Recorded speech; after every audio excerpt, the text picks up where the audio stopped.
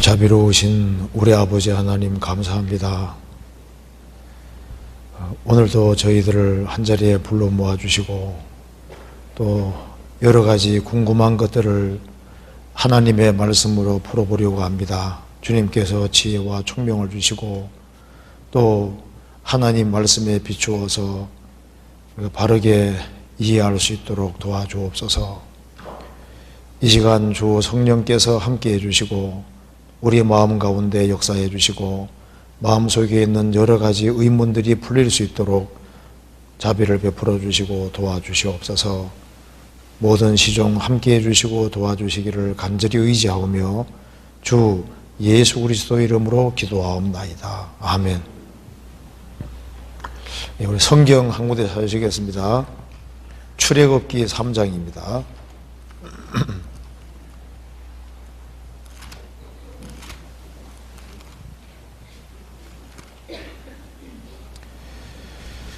3장 13절입니다.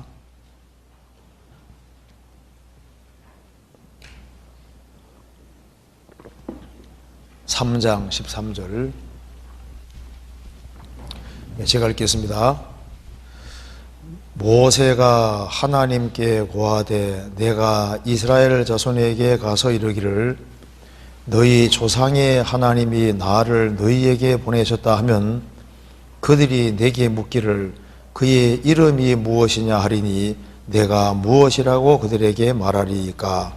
그 다음 같이 읽어보겠습니다. 하나님이 모세에게 이르시되 나는 스스로 있는 자니라. 또 이르시되 너는 이스라엘 자손에게 이같이 이르기를 스스로 있는 자가 나를 너희에게 보내셨다 하라. 네, 거기까지입니다. 오늘 질문이 너무 많은데 이걸 질문을 다 답하기는 어려운데요. 최대한 이제 짧게 그렇게 해서 한번 답을 좀 생각을 해봅시다. 이제 질문 중에 이게 첫 번째 질문이 하나님은 어떻게 처음부터 계셨는지 궁금합니다. 저도 궁금해요. 하나님은 어떻게 처음부터 계셨는가? 하나님이시니까.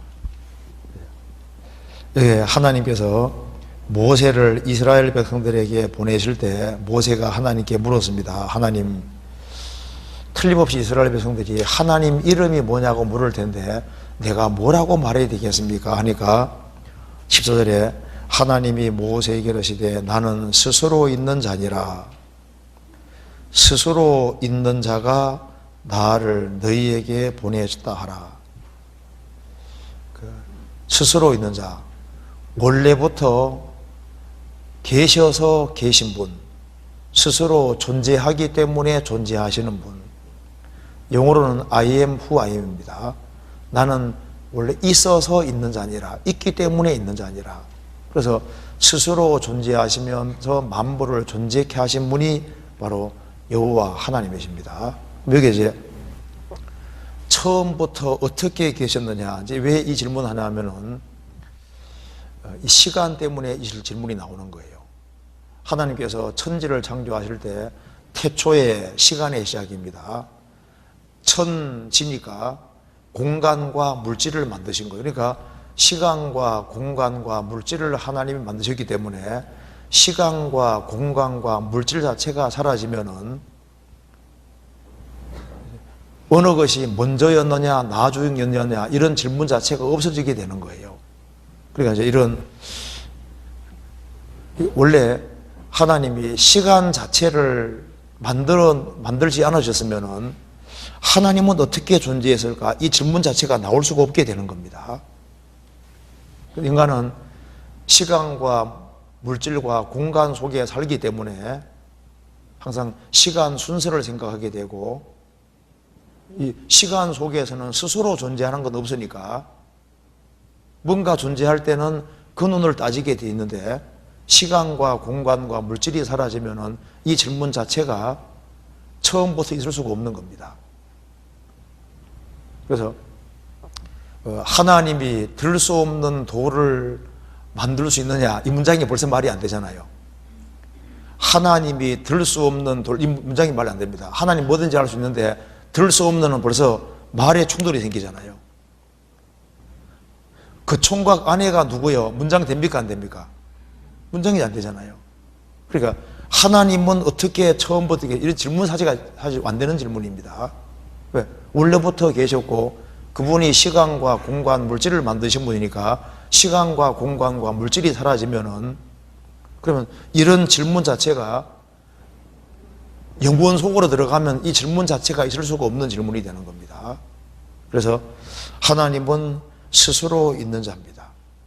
그래서 원래부터 계셨기 때문에 그분이 하나님이신 겁니다.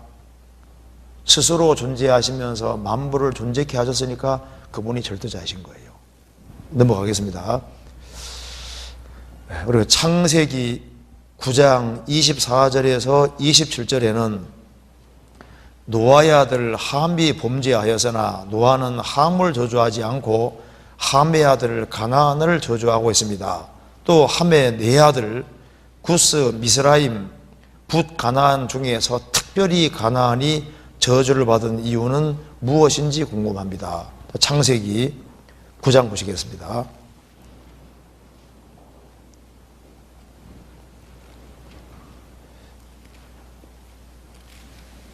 9장 24절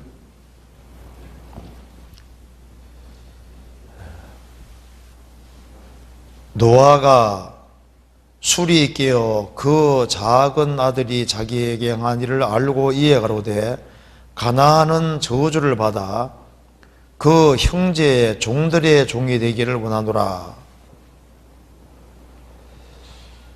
또 가로되 셈의 하나님 여호와를 찬송하리로다. 가나안은 셈의 종이 되고 하나님이 야베스를 창대케 하사 셈의 장막에 거하게 하시고 가나안은 그의 종이 되게 하시기를 원하노라 하였더라. 여기 이제 노아가 이제 홍수 이후에 포도나무를 심었는데 포도주를 홀짝홀짝 마시다가 이제 술을 취하게 된 겁니다. 벌거벗었는데 그 하체를 함이 봤다고 22절에 나와 있습니다. 근데 여기 이제 22절에 보면은 가나안의 아비 함이라고 딱 특정되어 있죠. 가나안의 아비 함이 그 아비 하체를 봤다. 근데 아마 스토리는 이렇게 될 겁니다. 보기는 가나안이 먼저 봤을 거예요. 가나안이 들어가서 보고 우리 할아버지가 벌거벗었네. 그걸 쪼르륵 가서 이제 아버지한테 알렸고 아버지는 그래 하고 이제 가서 이 하체를 보고인데 이게 자세하게 보고입니다. 그냥 보고가 아니라 이거 징그러워 이렇게 한 게 아니라 보고 자세히 보고 아버지 하체를 자세히 보는 자식이 어디 있어요. 자세히 보고 나와가지고 그걸 떠벌렸다가 말입니다. 떠벌리니까 이제 셈과 야벳은 옷을 취해서 이렇게 딱 하체를 덮어드렸습니다. 그 사실을 알고 깨어나서 노아가 누구를 저주했냐 하면은 여기 보면은 함이 아니라 가나안을 저주한다고 되어 있잖아요. 왜 그럴까요? 노아가 이제 자녀를 키우고 손자를 키우는 가운데 그들의 특성을 다 압니까 모릅니까? 키워보면 알잖아요. 그러니까 이게 이 가나안이 가장 말썽꾸러기고 문제가 있는 사람이 확실합니다. 그러니까 성경에서 말씀하기를 여기 가나안의 아비 함이라고 딱 찍어서 얘기한 겁니다. 그래서 이 가나안이 문제가 사실 있었을 것이고, 그리고 이제 이 가나안이 먼저 들어가서 아버지 하체를 보고 그걸 아버지한테 얘기하고, 그럼 아버지는요 이 가나안을 책망해야 되잖아요. 이놈의 자식이 하면서 책망을 해야 되는데 그 아들 말고 들어가서 이제 아버지는 더 자세하게 들여다보고, 그래서 자 생각해 봅시다. 자기가 아버지가 저주받는 게 저주예요? 자기 자식이 저주받는 게 더 큰 저주입니까? 자식 낳아보면요 이제 함이 저주받는 것보다 자식 저주받는 게 더 큰 저주입니다. 그리고 하나님께서는 이걸 노아가 홧김에 하는 얘기가 아니라 하나님이 성령의 감동으로 노아에게 말씀하는 겁니다. 나중에 가나안 통해서 누가 태어납니까? 가나안 7민족이 태어나고 가나안 7민족이 이제 이스라엘 땅을 차지하잖아요. 그래서 이 가나안 7민족이 얼마나 그 죄 역사 속에서 죄를 많이 지을 것을 미리 보셨고, 그래서 하나님께서 이스라엘 민족을 에집트에서 건져내시고 이 가나안 7민족을 정복하게 하셨는데, 그 가나안 7민족이 누굽니까? 이 가나안이라는 사람의 아들인 거예요.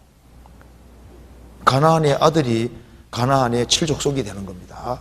그리고 여기서 이제 가나안은 저주를 받는다 했을 때 이 가나안 통해서 자녀들이 줄줄이 태어나는데, 그거 한번 봐봐요. 창세기 10장 보시겠습니다.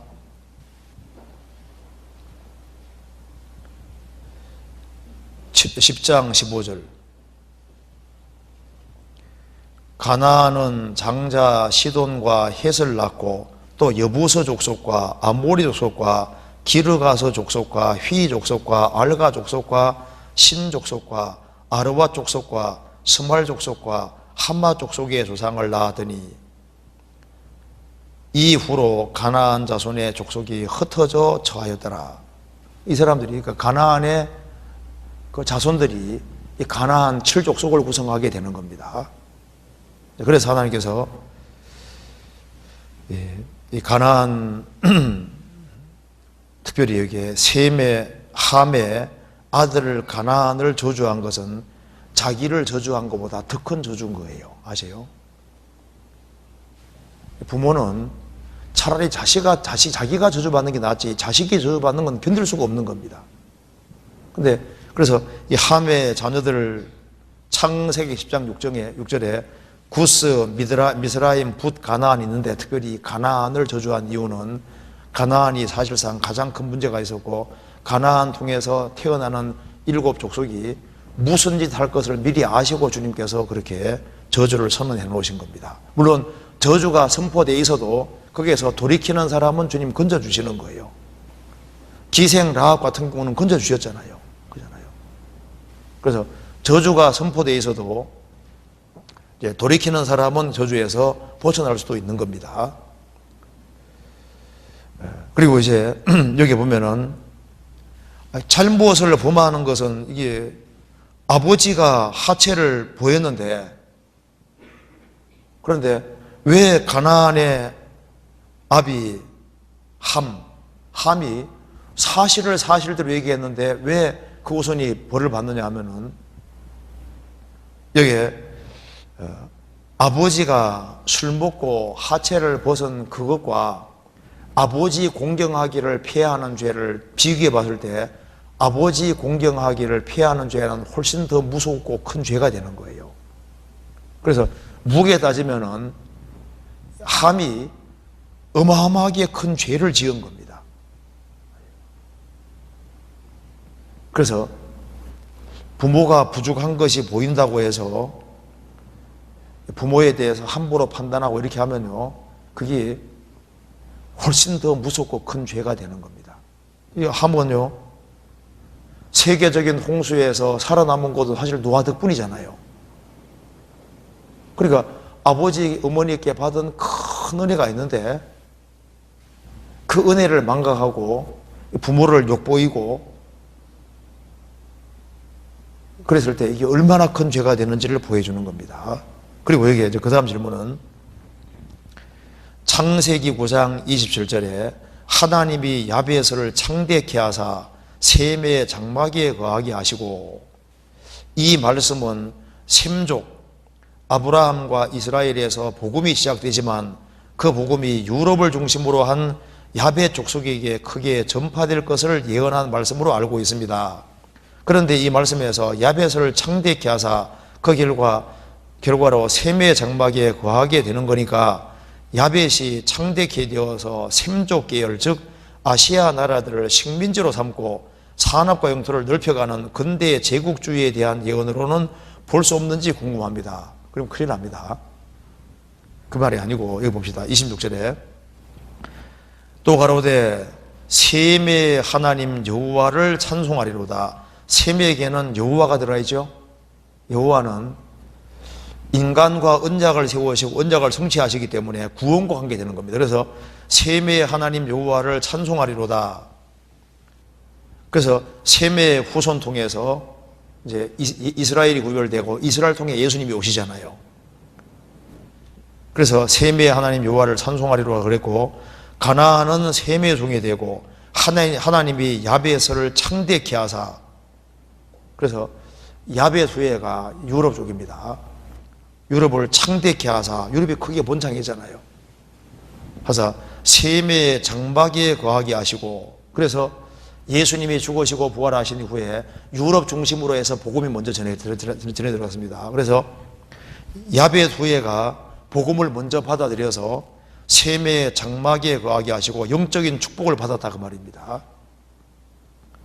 근데 이걸 가지고서 이제 야베 주애들이 커져가면서 막 정복을 일삼고 나쁜 짓 하고 이제 그런 것을 여기에 예언했다고 생각하면 안 되는 거예요. 유럽이 커진 것은 맞지만은, 그렇지만은 악을 행한 것에 대해서는 잘못한 겁니다. 그래서 여기서는 어떻게 생각이 되냐면은, 하나님께서 셈의 후손인 이스라엘을 통해서 구원이 올 것을 약속하신 것이기 때문에 셈의 하나님 여호와를 찬송하라 그랬고, 또 하나님이 야벳을 창대케 하사, 유럽이 아주 굉장히 커졌지 않습니까? 창대케 하사 셈의 장막에 거하게 하시고, 그게 영적인 축복을 먼저 받은 겁니다. 아시아는 나중에 축복을 받은 거잖아요. 그 얘기를 하는 겁니다.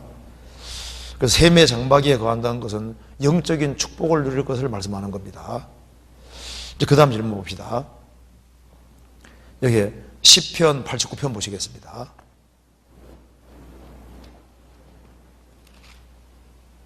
89편 30절부터 제가 읽겠습니다. 만일 그 자손이 내 법을 버리며 내 규례대로 행치 아니하며 내 율례를 파하며 내 계명을 지키지 아니하면 내가 지팡이로 저희 범과를 다스리며 책직으로 저희 죄악을 징책하리로다. 그러나 나의 인자함을 그에게서 다 거두지 아니하며 나의 성실함도 폐하지 아니하며 내 언약을 파하지 아니하며 내 입술에서 낸 것도 변치 아니하리로다. 내가 나의 거룩함으로 한번 맹세하선즉 다윗에게 거짓말을 아니할 것이라. 그 후손이 장구하고 그 위는 해같이 내 앞에 항상 있으며 또 궁창이 확실한 증인달같이 영원히 경고케 되리라 하셨도다. 자, 이 말씀이 도대체 무슨 뜻이냐? 이게 참 중요한 내용인데요. 이거 한번 보세요. 이 성경을 이해하는 데 있어서 좀 알아야 될 것이 있습니다. 여기 이제 선악과를 먹으면 정령 죽으리라. 이게 조건부 언약이다. 그러니까 성경의 언약이 크게 두 종류인데요. 조건부 언약이 있습니다. 그러니까 만일 뭐뭐 하면 내가 뭐뭐 할 것이다. 그래서 하나님이 아담하고 이제 선악과 이 계약은 조건부 계약이잖아요. 그 먹으면 정령 죽고 안 먹으면 살잖아요.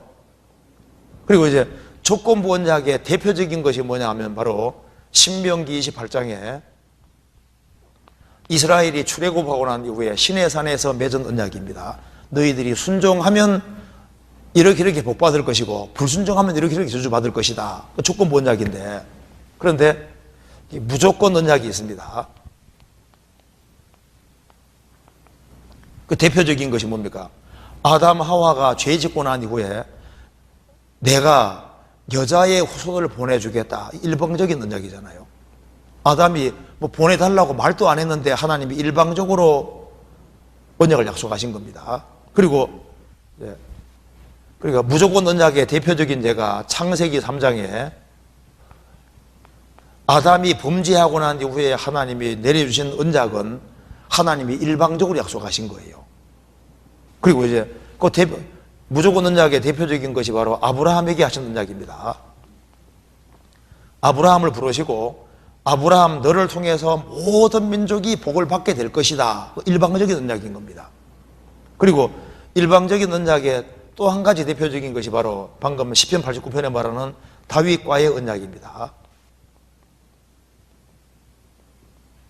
이게 이제 무조건적인 언약인 거예요. 그래서 이제 우리가 신약 시대 우리가 예수님으로 말미암아 구원받은 우리 그 십자가의 언약도 무슨 언약입니까? 이게 무조건적인 언약인 겁니다. 그래서 이제 주님 피로 구원을 딱 받은 사람은 무조건 언약에 딱 들어가 있는 거예요. 이제 그래서 이제 하나님이 다윗과 맺은 언약은 이거 일반적인 언약이기 때문에 이건 예수 그리스도하고 연결되는 무조건적인 언약이기 때문에 그래서 이 무조건적인 언약에 연결되어 있는 사람은 작은 죄에 대해서는 지팡이로 저희 범과를 다스리며 더 큰 죄를 지으면은 책직으로 징책하지만은 나의 인자함을 그에게서 다 거두지는 아니한다. 그래서 주님 피로 구원을 받은 사람은 무조건적인 언약 속에 속하기 때문에 그래서 하는 징계는 받아도 뭐가 없습니까? 멸망이란 건 없는 겁니다. 그렇잖아요. 그래서 이 시편 89편에 나와 있는 것은 다윗과의 언약이고 이건 아브라함과 맺은 언약, 다윗과 맺은 언약은 무조건 언약이기 때문에 이 언약으로 딱 연결되어 있는 사람은 이제 이 영원한 언약이기 때문에 일방적인 언약이고 이건 구원의 언약이기 때문에 그 연결되어 있는 사람은 징계는 받아도 멸망이란 건 없는 겁니다. 이제 그 얘기를 하고 있는 겁니다. 그래서 이건 일방적인 언약이기 때문에 이런 말씀을 하고 있습니다. 자, 그리고 그 다음에 빨리 넘어가겠습니다. 그리고 그 다음에 대충 이해되죠? 그래서 구원받은 사람은 징계는 받아도 멸망은 없는 이유가 이게 무조건 언약이 연결돼서 그런 거예요. 그 다음에 구원을 받았는지 알 수 있는 가장 확실한 방법이 있다면 무엇일까요? 받아보면 압니다. 자기가 압니다. 그래서 구원받은 것을 알 수 있는 첫 번째는 자기가 속죄를 받고 내죄 사해진 것이 확실하게 믿어지는 것이 성령이 오신 증거가 되고 그 확실하게 믿어진 사람은 뭐가 생기냐 하면은 마가복음 6장에 회당장 야이로의 딸이 죽었는데 예수님이 살리셨잖아요. 그 다음 뭐라 했습니까? 먹을 것을 주라 그랬습니다. 그죠? 그러니까 영적인 생명을 얻은 사람의 특징 중에 첫 번째는 말씀에 대한 갈망이 있는 거예요. 그래서 구원을 받았다고 말은 하지만은 하나님 말씀에 대한 갈망이 없으면은요, 그게 거듭났다는 말이 거짓말일 겁니다.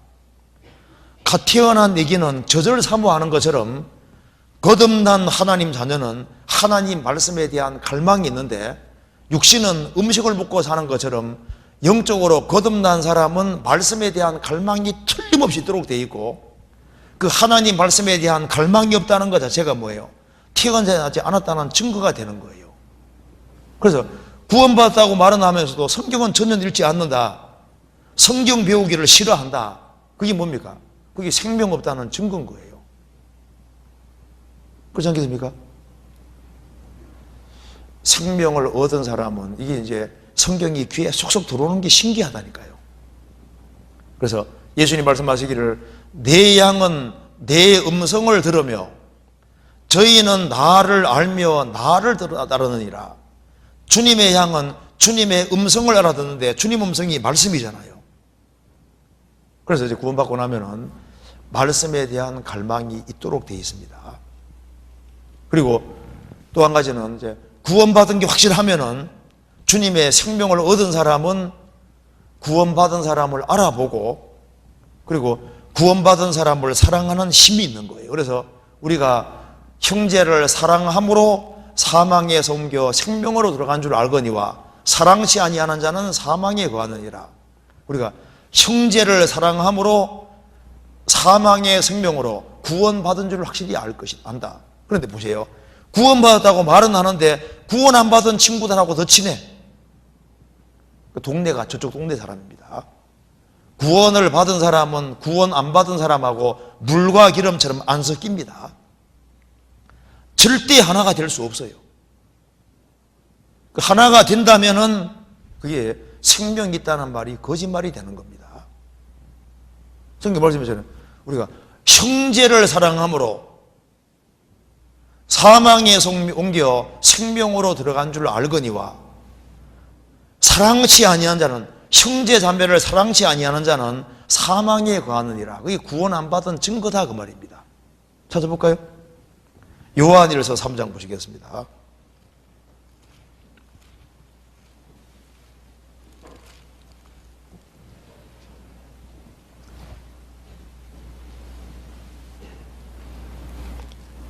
(3장) 13절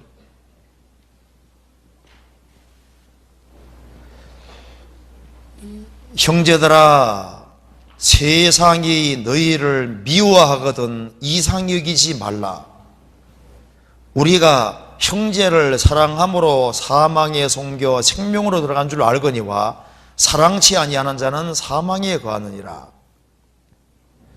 형제들아 세상이 너희를 미워하거든 이상 여기지 말라.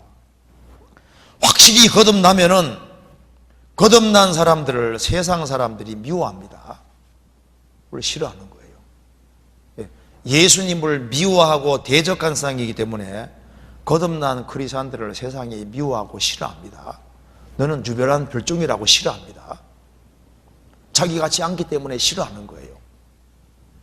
그래서 불신자들하고는 이거 얘기가 안 되게 돼 있는 거예요. 공식적인 얘기 제외하고는 친밀한 관계로 들어가면 물과 기름처럼 안 섞이게 돼 있는 거예요. 그래서 형제를 사랑함으로 사망에서 옮겨 생명으로 들어간 줄 안다. 구원받은 줄 확실하게 안다.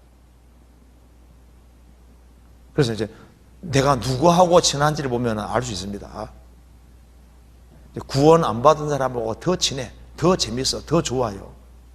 그게 동네가 저쪽 동네라는 증거인 거예요. 무슨 말 이해되죠? 그래서 제일 먼저는 성령의 도우심으로 자기가 속죄받은 걸 확실히 알고 정말 속죄받고 성령이 들어오셨으면요 영적인 갈망이 생긴다. 갈망이, 말씀에 대한 갈망이 있도록 되어 있습니다. 그래서요 애기 태어나면요 저절로 얼마나 사모해요. 그리고 구원받고 나면요 성경이 쏙쏙 들어오고 귀에 이해가 되죠. 그렇구나 이해가 막 되잖아요. 구원 안 받아봐요. 성경 배우는 시간 진짜 지루합니다. 그래서 이제 우리 교회에서 이제 1시간 반 정도 수련 들고 듣는데 구원 안 받은 사람은요 견디기가 어려울걸요. 1시간 반 설교. 아이고, 구원 안 받은 사람은 완전히 고문입니다. 고문. 구원 받은 사람은요 재밌다니까요. 귀에 쏙 들어오고 이해가 되고 야 속에서 그렇구나 그러잖아요. 차이가 있도록 되어 있는 거예요. 그리고 구원 받은 사람하고 같이 있으면요 그렇게 좋은 거예요. 맞잖아요. 그 다음 질문 봅시다. 성령의 역사라는 것이 무엇인지 잘 모르겠습니다. 말씀하실 때와 교제할 때 역사하여 달라고 기도하는데 그 성령님이 어떻게 역사하시는지, 무슨 일이 일어나는지, 성령님이 역사하시는 것을 어떻게 알 수 있는지 궁금합니다. 참 좋은 질문이잖아요. 성령 역사하는지 어떻게 할 수 있냐 그 말입니다. 그거 좋은 질문입니다. 근데 우리가 이렇게 생각하면 돼요. 성령이 눈에 안 보이죠. 그죠? 근데 성령 역사하는지를 아는지를 알 수 있습니다. 왜냐하면 보세요. 성부 하나님은 구원을 계획 작정하셨고 성자 예수님은 세상에 오셔서 십자가에 죽으시고 부활하심으로 구원을 완성하셨고 이제 오순절에 성령이 강림하셔서 이제 세상에 계신데 성령이 하는 일이 뭔지를 보면 된다고 말입니다. 성령은 안 보이지만 배후에서 일을 하고 있거든요. 그럼 성령이 이제 내 속에 역사하고 있다는 증거, 우리 속에 역사하고 있다는 증거가 뭘까요? 제일 먼저 한번 확인해 봅시다. 성경 요한복음 16장 봐봐요.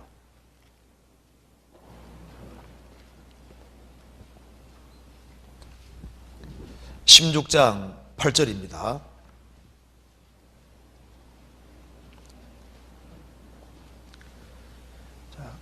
그가 와서 죄에 대하여, 의에 대하여, 심판에 대하여 세상을 책망하시리라. 죄에 대하라 함은 저희가 나를 믿지 아니하며, 의에 대하라 함은 내가 아버지께로 가니 너희가 다시 나를 보지 못하며, 심판에 대하라 함은 이 세상 임금이 심판을 받았음이니라. 자, 먼저 성령이 내 속에 역사했다, 그걸 알 수 있는 첫 번째가 바로 이겁니다.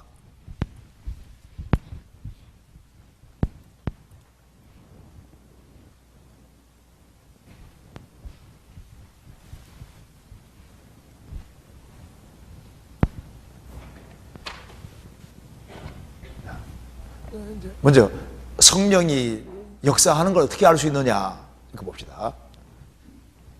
자, 성령이 오시면은 먼저 이런 걸 깨닫게 됩니다. 죄, 의, 심판에 대해서 세상을 책망하신다 그랬습니다. 이게 무슨 말이냐면은, 이제 일반 사람이 생각하는 죄의 심판과 성령이 오셔서 깨닫게 해주는 것이 완전히 달라요. 무슨 말이냐면 봅시다. 예수님이 십자가에 죽으시고 부활하심으로 구원을 완성하셨기 때문에 이제 성령께서는 어떻게 깨닫게 하시냐면은, 예수님이 십자가에 죽어서 영원한 속죄를 이루셨기 때문에 성령은 예수님의 공로를 받아들이면 영생, 배척하면 멸망, 이렇게 깨닫게 해주시는 겁니다. 그런데 구원을 안 받은 사람은 이렇게 생각합니다. 구원을 안 받은 사람은 이제 마음대로 막 살아가는 사람 보면요, 이 저런 인간은 지옥 가이다 이렇게 생각하고, 좀 착하게 살아가는 사람 보면요, 야, 저 사람은 좋은 데 가겠다, 보통 이렇게 생각하거든요. 그래서 구원받기 전에는 훌륭한 목사님, 저 목사님 무조건 천당 가. 야, 새벽기도 안 빠지는 집사님 무조건 천당 가지. 그리고 우리 반에서, 또 우리 학급에서 막 착하게 살아가면 쟤는 천당 갈 거야. 전부 다 그 행동의 근거에서 죄를 생각하게 돼 있는데요, 구원을 딱 받는 순간에 성령이 내 속에 역사하셔서 딱 깨닫게 하는 순간에 주님이 십자가에 죽으심으로 다 이루셨기 때문에 진짜 죄가 뭐냐 하면은 예수님 안 믿는 게 죄다, 그 말입니다. 예수님이 다 이루신 완전한 공로를 배척하는 것이 죄고, 그거 받아들이는, 믿는 것이 가장 큰 선인 것을 깨닫게 되기 때문에 이제 이걸 깨닫고 나면 이런 생각이 들어가는 겁니다. 죄 짓는 친구 보면요, 틀렸다고 생각하는 게 아니라 어떻게 하든 간에 그 친구도 예수님이 다 해놓은 것을 깨닫게 해주면 구원받게 할 수 있으니까 어떻게 하든 간에 그 친구 자리에서 예수님이 완성하신 복음을 깨닫게 해주려고 하게 돼 있고, 그 다음에 이제 착하게 살아가는 사람 보면요, 착하게 살아가는 건 물론 좋지. 그렇지만 저 사람이 저를 교회 열심히 하고 새벽기도 안 빠지고 하는데 정말 예수님의 완전한 공로를 받아들인가 싶으니까 자꾸 꼬치꼬치 캐묻게 된다니까요. 그래서 이제 누구 이제 간증 같은 거 나오면 쫙 봐가지고 이게 정말 복음 깨우쳤나 싶으니까 그 핵심적인 걸 깨우친지 그걸 확인해 보려고 하잖아요. 그 특징이 있다니까요. 그리고 이제 의에 대하라 하면 내가 아버지께로 가니 너희가 다시 나를 보지 못하며, 예수님이 부활 성천하신 것이 우리 의이기 때문에 이제 구원받고 나면은요, 예수님이 내 공로로 딱 계시니까 내가 공로 세울 필요 없어요. 그러니까 신앙 동기가 달라지는데, 내가 왜 신앙생활 열심히 하느냐? 주님이 그걸 기뻐하시니까. 그리고 자기가 바르게 살아야 자기 양심도 편해요. 또 그리고 바르게 살아가면 상과 영광 준다니까 바르게 살아가는 것이지, 천국 가려고 바르게 살고 공로 세워 천국 가려고 바르게 사는 것이 아니잖아요. 그죠? 만일 공로 세워서 천국 가려고 하는 사람은 예수님 공로를 끄집어 내리는 사람이 되는 거니까 그 사람은 예수 예조도 모르는 사람인 겁니다.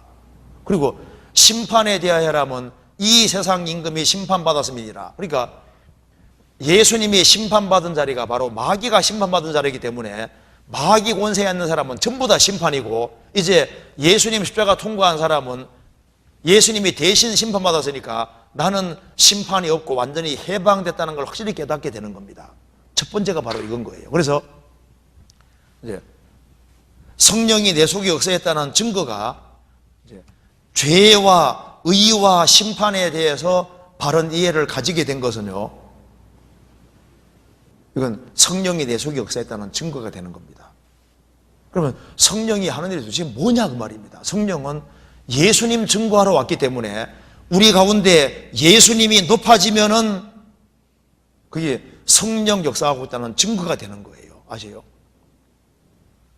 요한복음 15장 보시겠습니다. 15장 26절 같이 읽어봅시다. 내가 아버지께로서 너희에게 보낼 보혜사 곧 아버지께로서 나오시는 진리의 성령이 오실 때 그가 나를 증거하실 것이요. 자, 성령님은 왜 오셨습니까? 예수님 증거하려고 오신 분입니다. 예수님. 그래서 내 속에서 예수님이 믿어지고 그리고 그 사람이 예수님을 가까이 하고 예수님을 높이는 삶을 살고 그러면은 우리 속에 주님 역사하고 있다는 증거가 되는 거예요. 요한복음 16장 14절을 같이 읽어보겠습니다. 같이 읽겠습니다. 그가 내 영광을 나타내리니 내 것을 가지고 너희에게 알리겠음이니라. 성령은 누구 영광 나타냅니까? 내 영광을 나타내리니. 그래서 마귀가 역사하면은 거기에 그리스도가 사라지게 돼 있고 성령 역사 안 하면 사람이 탁 높아지게 돼 있는 거예요. 그래서 이 사람이 높아지고 다른 것이 높아지면 그게 뭡니까? 그게 마귀 역사인 거예요. 자, 성령께서 역사하시면은 성령 역사한다는 증거가 뭡니까? 인간은 낮아지고 성부와 성자 그분의 영광이 드러나고 야 내가 이 그리스도를 제대로 믿고 그리스도를 붙잡고 내 인생을 그리스도에게 맡기고 그리스도에게 전적으로 헌신하고 살아야 되겠다 이런 마음이 생기도록 만드시는 분이 성령이시고 그래서 그리스도 뒤를 바짝 따르도록 만들고 그리스도를 위해서 희생하고 헌신하는 사람으로 만들어가는 것이 그게 성령 역사하고 있다는 증거가 되는 겁니다. 무슨 말이 되세요? 그래서 내가 그리스도의 공도가 내 속에 믿어졌다는 것이 뭡니까? 성령 내게 역사하시는 증거고 그리고 이 교제 가운데서 주님의 나라를 위해서 복음을 위해 살아야 되겠고 어떻게 하든 간에 영혼을 많이 건져야 되겠다는 마음이 올라오도록 하는 그게 성령 역사인 겁니다. 그래서 베드로 사도가 성령으로 말미암아 말씀을 하니까 어떻게 됐습니까? 저희가 듣고 마음에 찔려 어찌할꼬 스데반이 설교하니까 마음에 듣고 찔려서 그냥 쳐 죽여버리잖아요.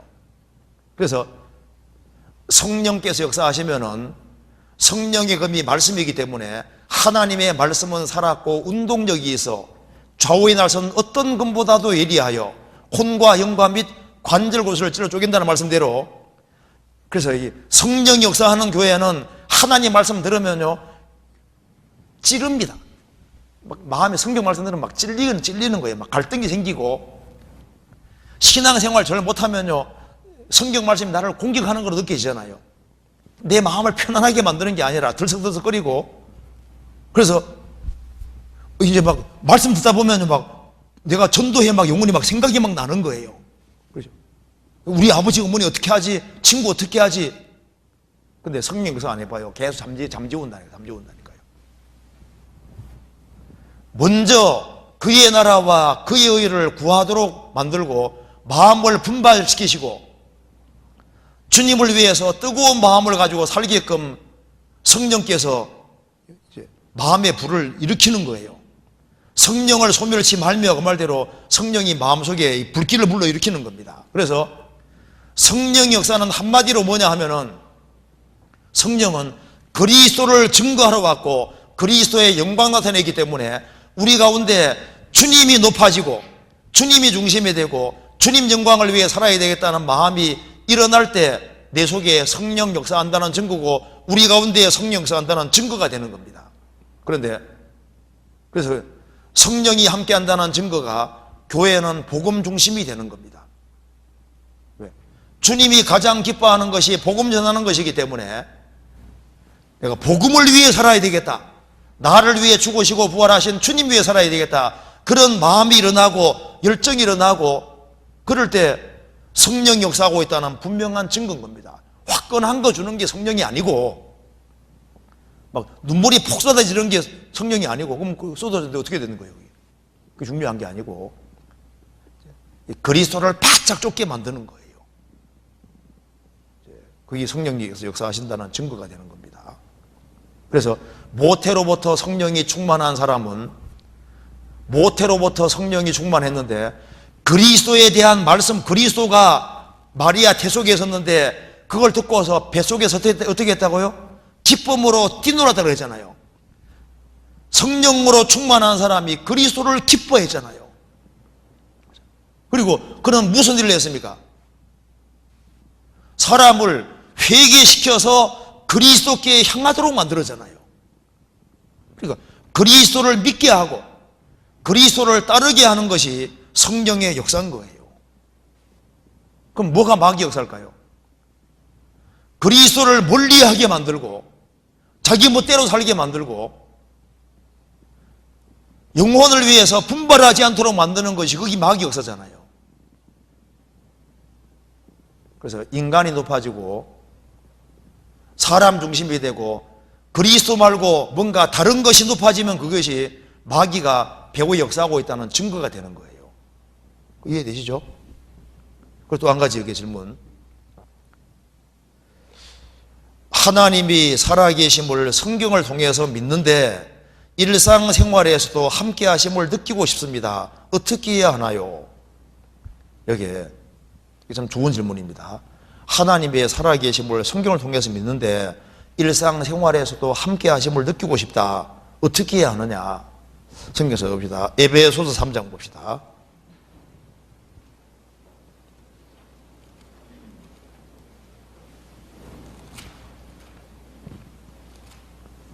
에베소서 3장 17절.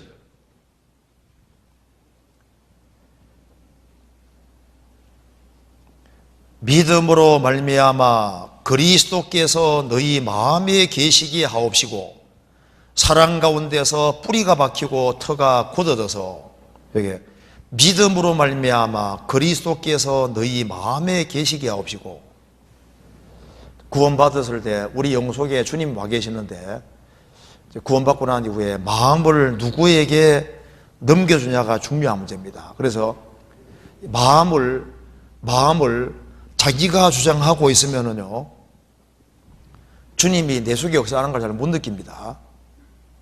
마음은 자기가 주장할 수도 있고 마귀가 주장할 수도 있고 주님이 주장할 수도 있는데 마음의 영역을 주님께 내어드리고, 그래서 너는 범사에 그를 인정하라. 그리하면 내 길을 지도하시리라.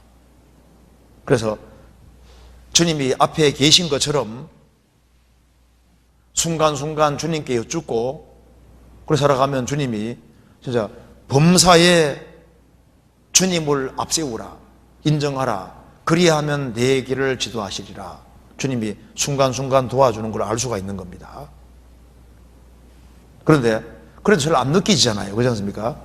그러니까 성경에 말씀한 대로 마음이 청결한 자는 복이 있나니 저희가 하나님을 볼 것이며, 마음의 청결을 사모하는 사람, 그 사람은 입술에도 덕이 있고 임금이 친구가 된다 그랬고, 마음의 청결을 사모하는 사람은 하나님을 볼 것이며 하나님이 가까이 계시다는 걸 알게 되는 겁니다. 그래서 주님께 기도하고 주님을 정말 가까이 하고, 그리고 마음속에 단 한 번밖에 없는 인생인데 열정을 가지고 주님을 위해서 살겠다는 그런 각오를 가지고 주님 말씀 가운데 살아가면은, 철저하게 살아가는 길을 택하면은 주님이 간섭하시고 개업하는 것을 항상 느끼는 건 아니지만요, 이게 이제 가끔 느껴집니다. 아, 주님이 정말 함께 도와주시는구나 알 수 있는 거예요. 그런데 적당하게 대충 양다리 더 걸치고 살면요, 주님이 내 속에 역사하는 잘 자기 모르는 거예요. 양다리 더 걸치고 대충 살아봐요. 그러면요, 주님이 도대체 내 속에 역사하는 거예요, 역사 안 하는 거예요? 그걸 잘 못 느끼는데, 그래서 하나님은 구원받고 난 다음에도 간절한 마음이 필요합니다. 그래서 성경 보세요. 마른 땅같이 사모한다는 말이 나와 있고, 그리고 사슴이 시냇물을 잡기에 갈급한 같이 갈급한 심령으로 살아가는 사람, 갈급한 마음으로 살아가면요, 주일 말씀 들으면서도 성령이 내 속에 역사하는 걸 느낄 수가 있고, 그 간절한 마음, 사모하는 마음이 있는 사람은 주님 채워주시는 것이기 때문에 내 속에 역사하고 내 정말 가까이 있다는 걸 자기가 알 수 있는 거예요. 그런데 적당한 선에서 대충 살아가면요, 주님이 잘 깨닫게 해주지 않습니다. 그거 흐려지는 거예요.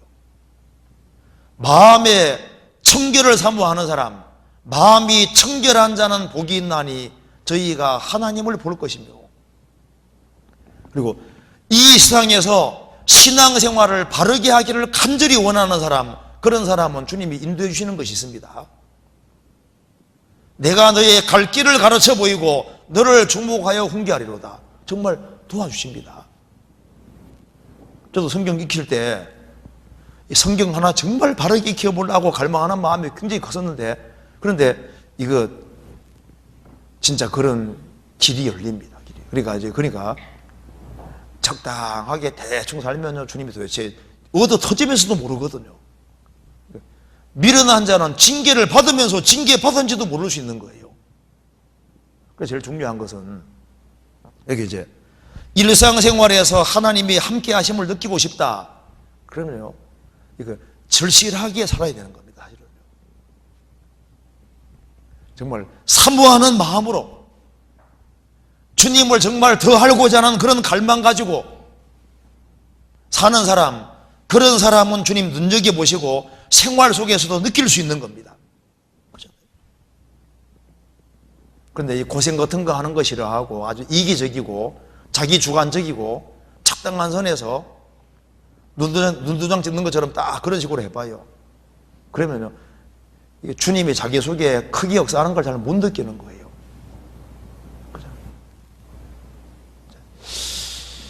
그래서 여기 이분은 참 좋은 질문이잖아요.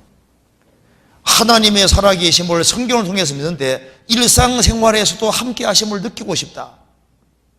우리 시대에 왜 잘 못 느끼냐 하면은 열정이라는 것이 없어요. 이 세상 것에 마음이 많이 뺏겨서 너희가 전심으로 구원받고 난 다음에도 너희가 전심으로 나를 찾으면 나를 만나리라.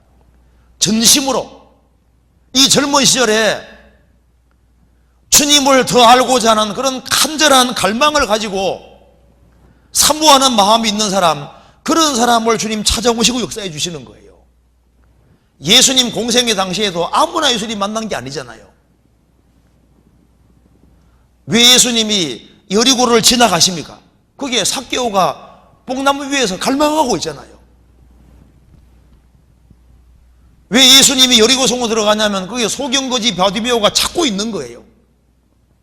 그래서 우리 시대는 오락이 많은 시대이기 때문에 스스로 고난을 자처하는 사람, 스스로 정말 신앙생활을 열정적으로 잘해보고자 하는 그런 갈망이 있는 사람, 그런 사람은 주님이 인도해 주시는 것이 있고 느껴진다니까요.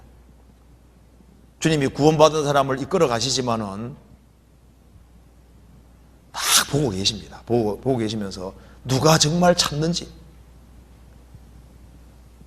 그 마음을 정말 보시는 거예요. 그래서 지금 이 나이는, 여기 이제 학생들도 많이 있는데, 이 나이는 적은 나이가 아닙니다. 단 한 번밖에 없는 인생인데 어떻게 살 거냐. 하나님이 살아 계시니까 한번 정말 제대로 한번 살아보자는 그런 마음을 가지고서 내가 이 시절에 하나님을 한번 제대로 가까이 해보자. 하나님께 가까이 함이 내게 복이라고 했잖아요. 하나님께 가까이 함이 내게 복이라. 그래서 이 교회에서도 이제 말씀 배우면 딱 적어 와가지고 막 집에서 복습도 하면서 막 어떻게 하든 간에 철저하게 익히려고 저는 좀 보면 좀 답답한 것이 있습니다. 아니, 여기에 교회에서 가르쳐지는 것들, 이게 정말 주옥 같은 것들인데 이걸 어떻게 대충 익히냐고 말입니다. 아니, 보면 이거 진짜 성경은 아니지만은 정말 내용이 아주 좋은 책이 좋은데 신앙생활에 크게 도움됩니다. 그러면 어떻게 해야 됩니까? 이걸 막 철저하게 익혀가지고 싹 내 것으로 만들려고. 왜 그런 열정이요? 그런 절실한 마음, 절박한 마음, 이런 게 필요하거든요.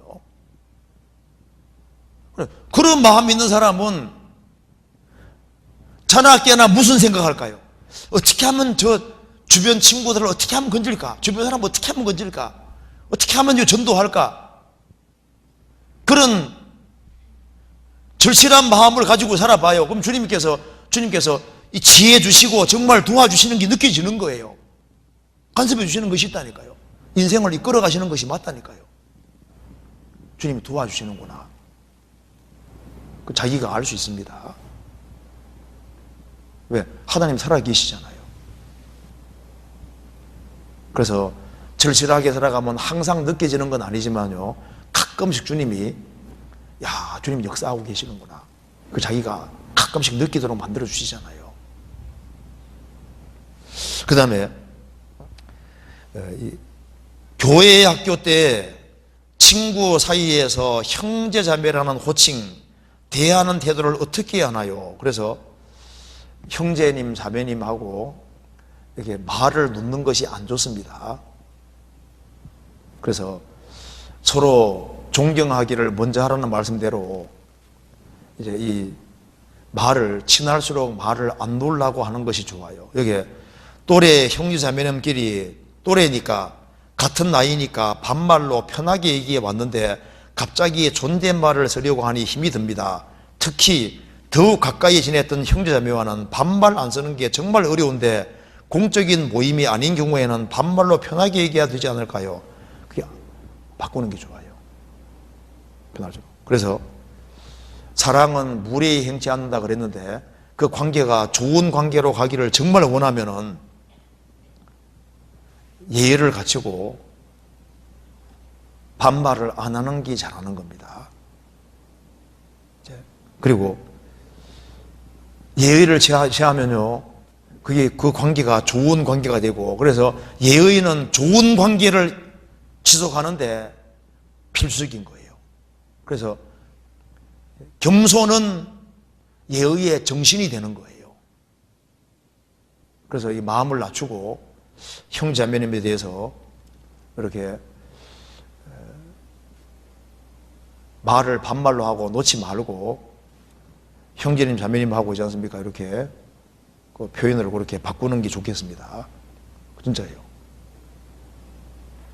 가까울수록 말 안 놓는 게 좋을 겁니다. 그렇잖아요. 그리고 이제 그 다음에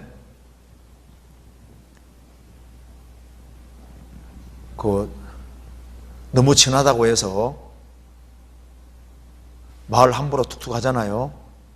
그거 나중에 반드시 문제 생깁니다. 친할수록 더 조심하지 아니하면요, 반드시 문제 생겨요. 사랑은 무례히 행치 아니하며 무리하지 않는 것이 그게 잘하는 거예요.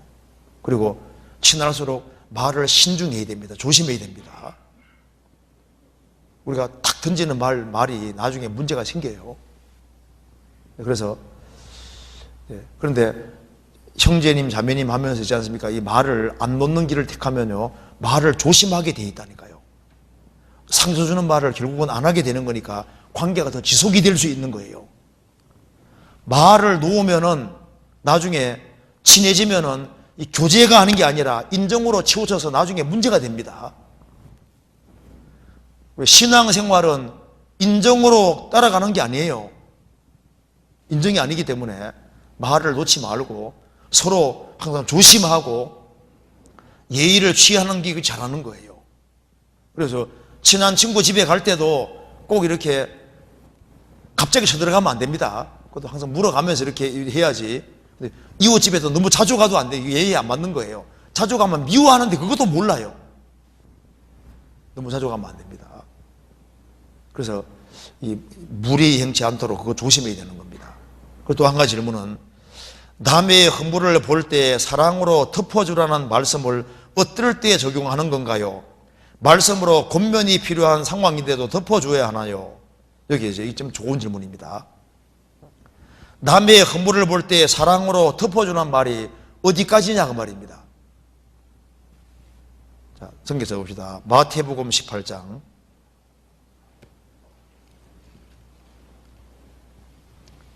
21절.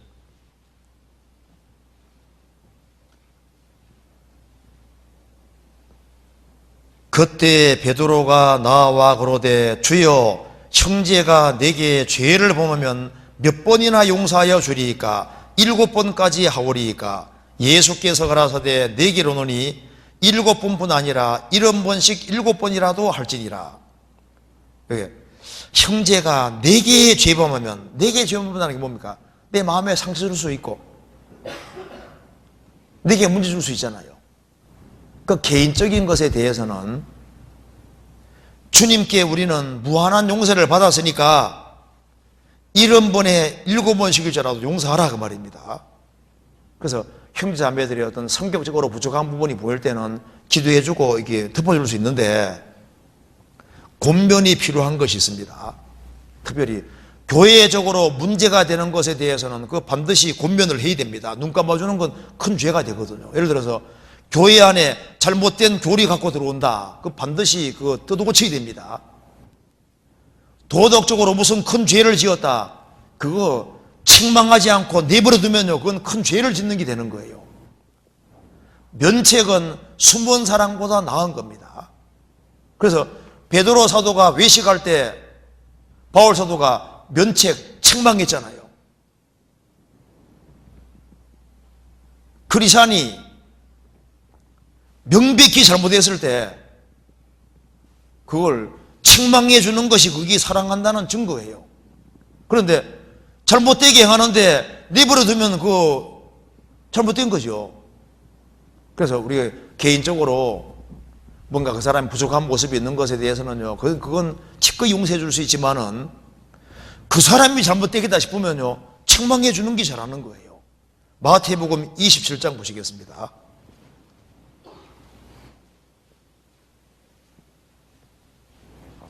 27장 5절 같이 읽어보겠습니다. 면책은 숨은 사랑보다 나으니라. 얼굴을 맞대고 책망해 주는 것은 숨은 사랑보다 낫다. 어떤 형제가 잘못된 사이트 자꾸 들어갑니다. 내버려 둬야 됩니까? 형제인데 어떻게 그렇게 할 수 있냐고 책망해 주는 게 잘하는 거잖아요. 형제가 오염되겠다 싶으면은 책망해 주는 사람이 그거 정말 좋은 친구인 거예요. 그 친구가 나쁜 짓 하자 그러는데 나는 안 가하고 그냥 내버려둬야 됩니까? 그 친구 책망해야지 그 사람 사랑한다는 증거잖아요. 니는 죄지어 나는 못 가. 그게 사랑이 아니잖아요. 그 일러줘서라도 그 뜯어고치려고 하는 것이 그게 사랑인 겁니다. 그렇잖아요. 면책은 숨은 사랑보다 나은 겁니다. 근데 우리가 살아가는 가운데 이제 뭔가 그 사람 자신이 뭔가 이렇게 성격적으로 좀 부족한 거라든가 그런 것에 대해서는 용납해 줄 수 있지만은 이 친구가 잘못되게 생겼어요. 곁길로 가. 그러면 그거 붙잡아 주려고 해야지 맞는 겁니다. 그리고 도덕적으로 죄를 끄집어 드려요. 그러면 그거 막아야 되는 거라고. 막아야 되고 책망해 줘야 되는 거예요.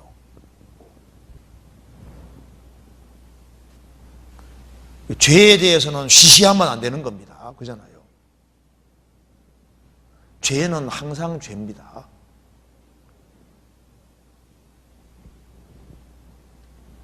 뻔뻔하게 거짓말하면요, 그 거짓말 하면 안 된다는 걸 얘기해 주는 게 잘하는 거잖아요.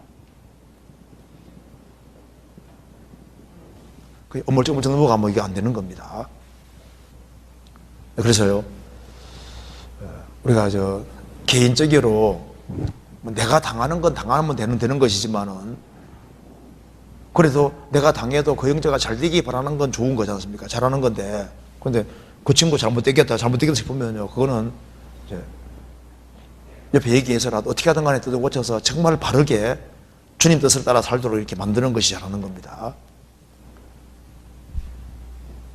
자, 면책은 숨은 사랑보다 나으니라. 근데 어떤 사람 보면요, 별거 아닌데 막 책망 하는 사람인데 그것도 문제예요. 또 문제 별로 안 되는 걸 가지고서 그건 그냥 허물 덮을 수 있는 걸 가지고 그걸 또 괜히 막 너무 짜잘한 걸 막 끄집어내 가지고 막 그런 사람 있잖아요. 그 사람도 성격적으로 문제가 있을 수 있습니다. 또 남의 잘못만 너무 잘 보는 사람 있잖아요. 그것도 문제인 거예요. 사랑 없다는 증거잖아요. 근데 우리 보면 자기가 알 수 있어요. 대충 요건 내가 넘어가도 되는 문제다, 요건 내 감정으로 내가 하는 거다, 아니면 정말 형제를 사랑해서 하는 거다, 자기가 대충 마음의 저울질이 되도록 되어 있습니다. 그렇잖아요. 그 다음 넘어갑시다. 그 다음에 여기 이제 질문 좋은 게 나와 있는데, 교제에 가는 것은 좋은데 너무 많아서 가기 싫다면은 어떻게 해야 할까요? 대학생이라면 생활 속에서 개인적으로 자유롭게 살 수 있는 시간도 최소한은 필요하지 않을까요?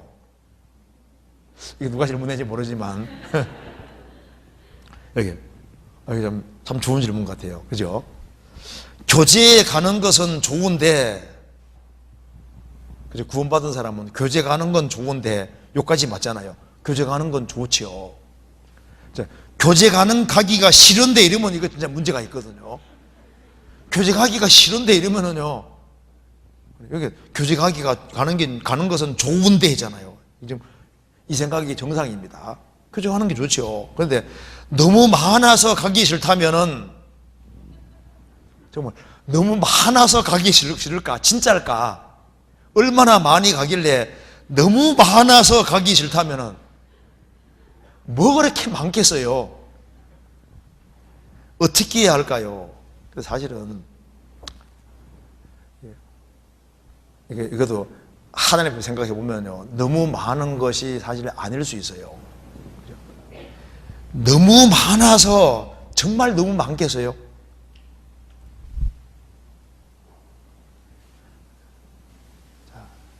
자, 너무 많아서 가기 싫다. 근데 사실은요, 이게 뭐 공부를 정말 해야 될 게 산더미 비처럼 쌓여 있어서 공부를 진짜 많이 해야 되기 때문에 부담된다, 그러면 오죽 좋겠습니까만은 대체로 그게 아니거든요. 그죠? 왜냐하면은 교제를 진짜 많이 하는 사람이 시간 아끼면요, 잠자는 시간 제외하고 활용하면 사실 시간이 많다는 말도 맞습니다. 저도 진짜 바빴어요. 대학 다닐 때 진짜 바빴거든요. 그런데 잠자는 시간 제외하고 밥 먹는 시간 제외하고 공부하면요, 저 교재 많이 쫓아다녔거든요. 근데 시간 많던데요. 교찰뿐 아니라 저 대학 다니면서 상담 달고 살았거든요. 상담 진짜 많이 했습니다. 그래도 시간 많았거든요.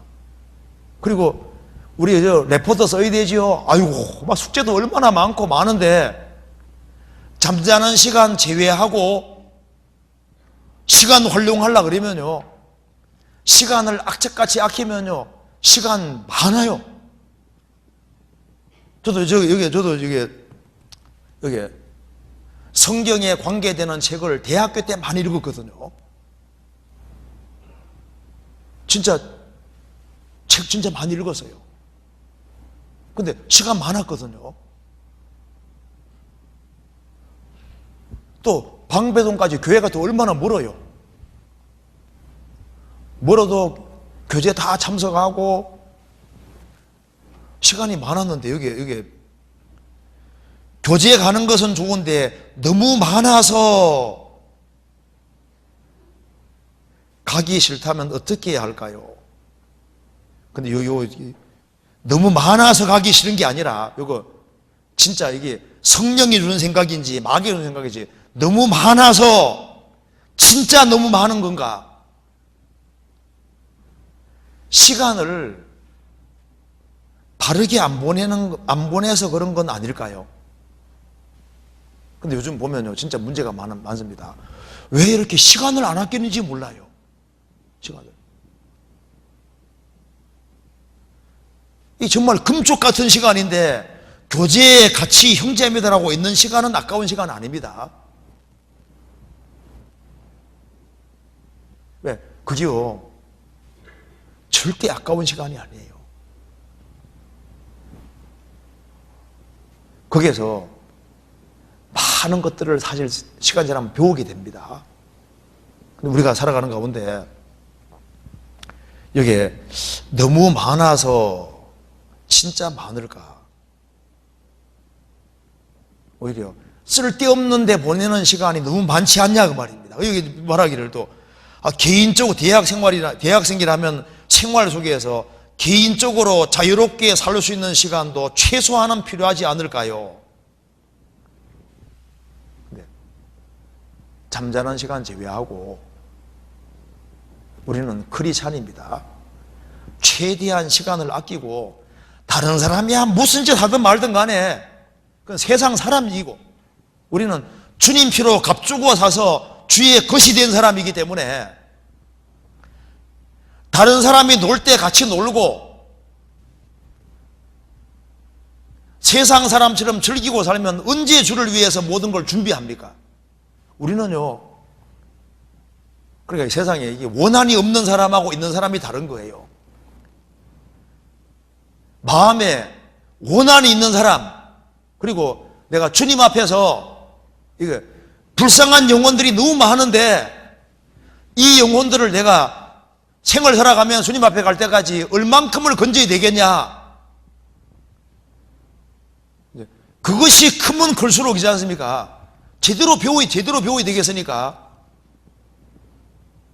이게 시간 투자를 하는데 여기에 교제에 가는 거 좋은데 이게 진짜 좋은 마음인데 이 마음을 좀 더 발전시켜서 너무 많다 생각이 들면요, 내가 더 가야지 생각 가지고 좀 하면 좋을 것 같은데 여기에 가기 싫다면은 요 가기 싫다는 마음이 이게 육신일 가능성이 많습니다. 육신. 이제 고등학교 때까지는 이제 막 고등학교 대학 때느라 공부하느라 이제 막 얼매했는데 이제 대학 들어가면 이제 자유다 하고 막 자유롭게 그러면 고등학교보다 사실은 더 철저하게 살아야 되는 거예요. 왜? 나이가 한 살 더 먹었으니까 책임감이 사실 더 있는 거거든요. 이거 얽어매려고 하는 게 아니라 생각해봐요. 나이가 한 살 더 먹었으니까 얼마나 책임감이 더 커요.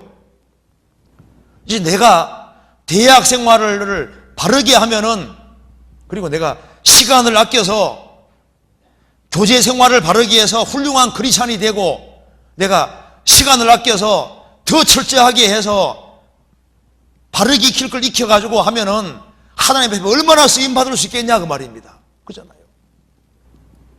우리 한 사람이 신앙생활 잘하면은 날 통해서 30명, 60명, 100명이 구원받고 나 통해서 누가 구원될지 모르는 거예요. 이 젊은 시절에 구원했을 때는 하나님 뜻이 있습니다. 우리를 괜히 구원시켜 준 게 아니잖아요. 그래서 여기에 만일 대학생들이 하나님 마음을 감동 주는 사람이라면 정말 좋을 겁니다. 하나님 나 좀 보십시오. 나 정말 신앙생활 잘하려고 하는데 정말 도와주시라고.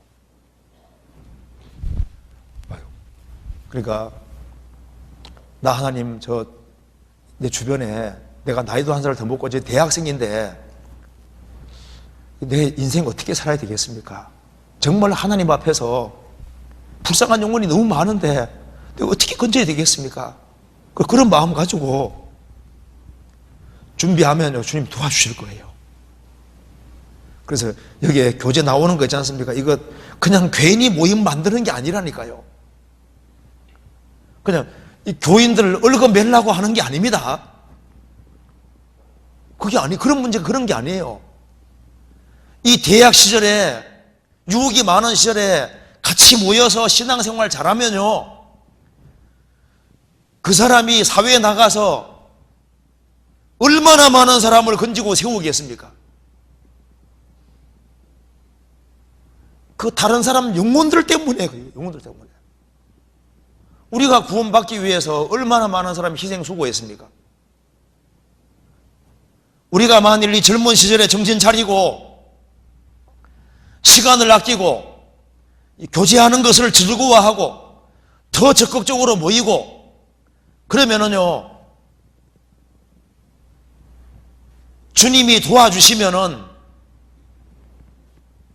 주님의 도움으로 생을 살게 되고, 그리고 하나님 날 통해서 아주 크고 귀하게 쓸 수 있습니다. 하나님께서 특별히 이 대학생들에게 관심이 많을 겁니다. 신입생들 정말 주님이 관심이 많을 거예요.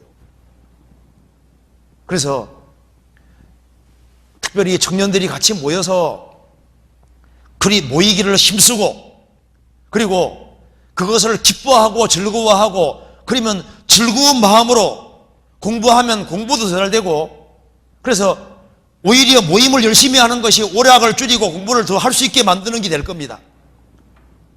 만일 크리스찬들이 모일 때도 적당한 선에 대충 모이면요, 적당한 크리스찬이 되고 주님 앞에 크고 귀하게 쓰임받지 못할 크리스찬이 될 확률이 많아요.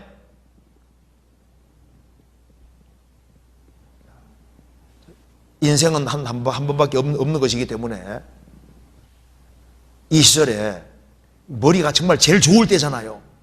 이때 같이 교제하고 배운 건 다 남는다니까요. 그리고 이 학생 시절에 배운 것이 결국은 다 남는 것이기 때문에 같이 무리 가운데서 계속 배워요. 교제 가는 것이 좋은데 너무 많아서 가기 싫다면은요, 내가 마귀에게 속는다 생각하는 마음을 가지고 더 적극적으로, 그래 봤자 일주일이라는 시간은 그렇게 많지 않다니까요. 그리고 그 나머지 시간은 다른 대학생들은 자유롭게 놀고 한다 할지라도 크리스찬들은 집에 가서도 뭔가를 준비하고, 그리고 다른 사람 놀 때 뒤에서 칼을 가는 것처럼요, 부지런히 준비. 그래서 하나님이 쓰실 수 있도록. 그래서 절제해서 대학에 들어왔잖아요. 주님 앞에 쓰임 받기 위해서도 이기기를 다투는 자마다 모든 일에 절제하나니. 그래서 이 젊은 시절에 심을 바르고 건전한 데다가 이렇게 투자할 수 있도록 주님이 딱 보시고 심은 대로 정확히 거둡니다.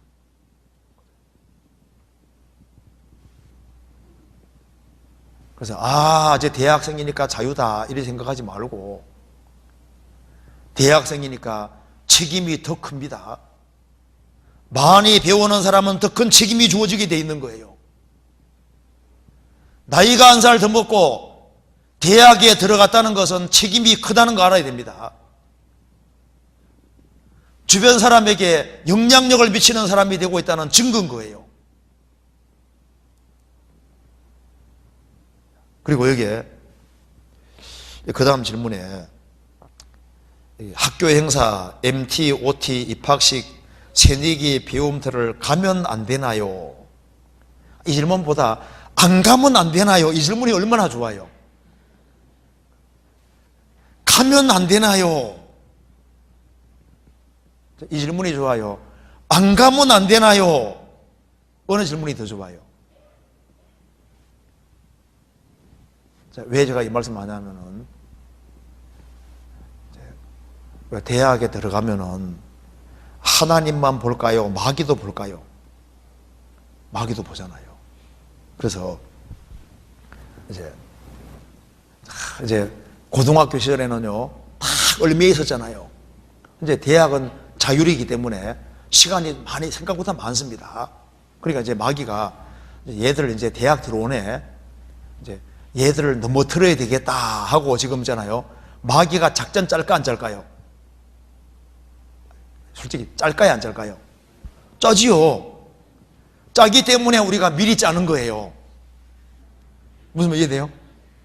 마귀가 작전을 짜고 있기 때문에 미리 이렇게 짜서 이런 모임을 갖는 거라니까요. 미리. 마귀가 계획을 세우니까 우리가 미리 계획 세우는 거예요. 그래서 마귀는 지금요, 딱 이제 봅니다. 얘가 어느 대학에 들어가고 어느 과에 들어가니까 누굴 통해서 어떻게 엮어가지고 넘어뜨려야지. 마귀가 머리가 얼마나 좋은데요. 특별히 좋은 사람이지 않습니까? 마귀가 좋아합니다. 좀 많이 빨리 자. 이런 얘기 듣지 말어.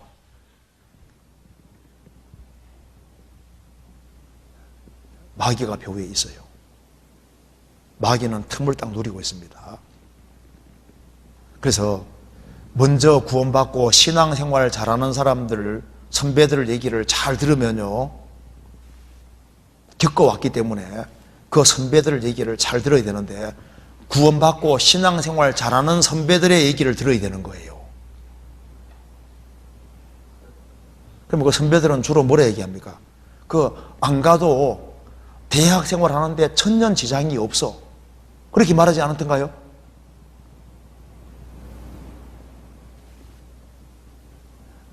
안 가도 특별한 문제가 안 생깁니다. 그래서요, 여기에 특별히 MT 같은 데 있지 않습니까? 안 가도 별 문제 안 돼요. 근데 요즘 MT 가면, MT라든가 이제 이게 새내기 배움터 이런 데 가면은 그냥 그거로 끝나는 게 아니라 건전하게 끝나면 오죽 좋아요. 근데 그게 딱 이상하게 인간관계를 엮어서 꼭 술하고 연결되고, 여기 이제 이게 딱 얽어매가지고, 그래서 이 신앙이 격길로 간 사람이 많이 있기 때문에, 그래서 이게 신중해야 될 것을 말하는 거예요. 그래서 여기 질문도 가면 안 되나요? 이게 아니라 안 가면 안 되나요? 그럼 선배들이 뭐라 말할까요? 안 가도 돼. 하나도 문제 안 생겨. 수강 신청 하면 되고, 그리고 우리가 불신자들하고 안 만날 수 없지만은 크리스천하고 연결돼가지고 이렇게 해가지고 이제 정보 구형하고 이렇게 하면요, 신앙생활 하는데 아무 지장이 없고, 내가 견고하게 서면은 또 다른 사람을 전도할 수 있는 길이 열리고, 얼마든지 할 수 있어요.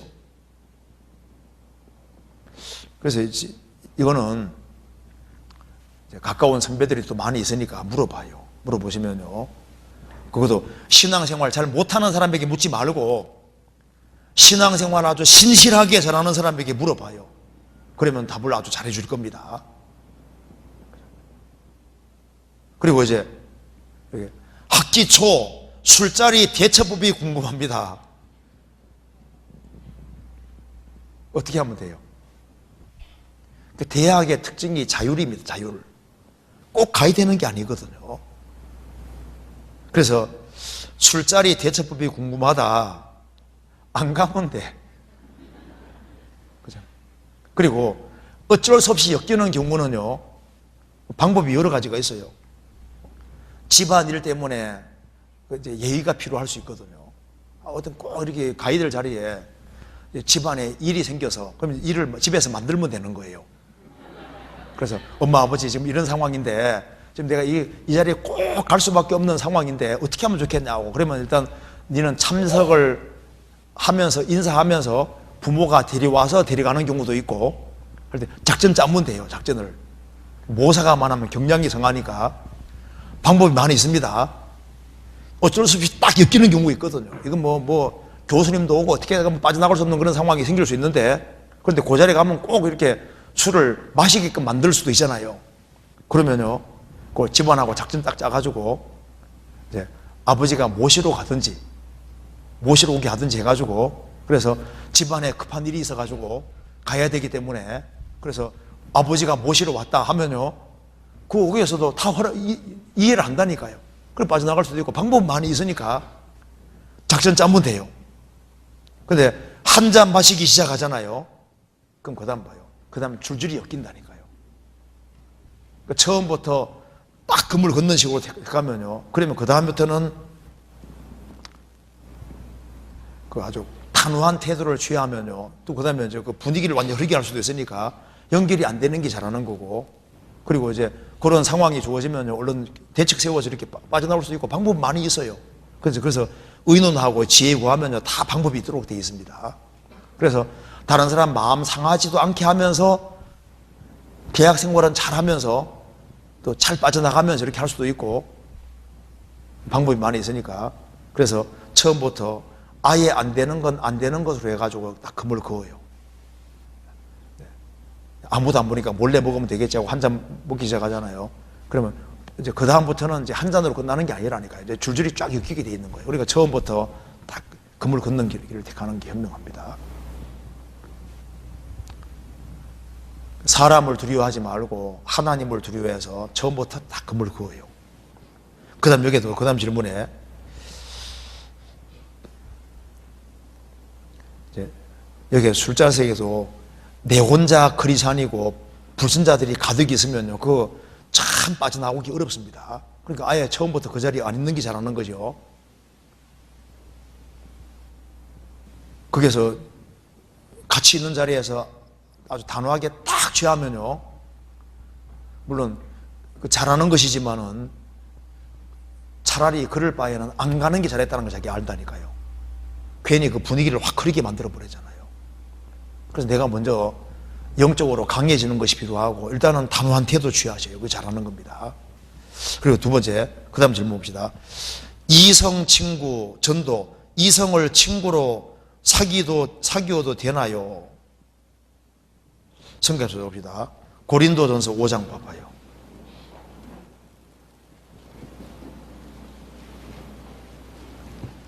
고린도전서 5장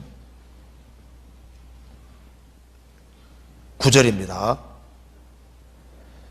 내가 너희에게 쓴 것에 음행하는 자들을 사귀지 말라 하였거니와, 이 말은 이 세상에 음행하는 자들이나 탐하는 자들이나 토색하는 자들이나 우상 숭배하는 자들을 도무지 사귀지 말라는 것이 아니니, 만일 그리하려면 세상 밖으로 나가야 할 것이니라. 여기 도무지 사귀지 말라는 것이 아니니, 이게 공적인 사귐 말하는 겁니다. 세상에는 죄 짓는 사람으로 가득하기 때문에 공적으로 대화한다든가 이런 것까지 금하는 건 아니다. 그러니까 대학 생활을 해야 되니까 그런 사람들하고 공식적으로 사귀고 대화하고 뭐 스터디도 하고 해야 될 거 아니에요. 그런까지 금하는 건 아니다. 그러려면은 세상 밖으로 나가야 된다. 그러면 어떤 사귐을 금지하냐 하면 이런 사귐을 금지하는 겁니다. 고린도서 6장 14절. 너희는 믿지 않는 자와 멍에를 같이 하지 말라. 의와 불법이 어찌 함께하며 빛과 어둠이 어찌 사귀며. 여기 사귐이라는 건 펠로우십입니다. 헬라 원어로 코이네리아인데 친밀한 사귐 말하는 거예요. 그래서 우리가 세상에 살아야 되기 때문에 세상 사람과 접촉하고 대화도 해야 되는 거니까 공식적인 사귐이라든가 이런 것을 금하는 건 아닌데, 형제 자매들처럼 친밀한 사귐은 불가하다 그 말입니다. 그래서 우리가 이제 학교 생활하는 가운데서 차도 한 잔씩 마시고 뭐 이제 우리가 스터디 하든가 이런 것도 하고 뭐 이렇게 얘기하려고 해야 될 거 아니에요. 그런 것을 넘어서서 친밀한 사귐으로 들어가는 것은 이건 안 되는 거예요. 그래서 이성을 친구로 사귄다고 할 때 이게 친밀한 사귐으로 들어가기 때문에 크리스찬이 사귈 때는 결혼을 전제하는 것이 되는 겁니다. 그래서 공적인 사귐을 넘어서서는요 안 하는 것이 그게 잘하는 거예요. 왜냐하면 내 짝은 있어요 없어요? 내 짝은 있어요. 그리고 가능하면 빨리 결혼해요. 빨리 학교 졸업해가지고 빨리 결혼하고 빨리 결혼하는 길을 택하라고. 빨리 좀 사귈 생각하지 말고 공부 열심히 해서 빨리 직장 잡아가지고 빨리 결혼하는 길을 택해요. 빨리. 그렇죠? 무슨 말 이해되죠? 괜히 사귀려고 생각하지 말고 빨리 결혼하면 돼. 빨리.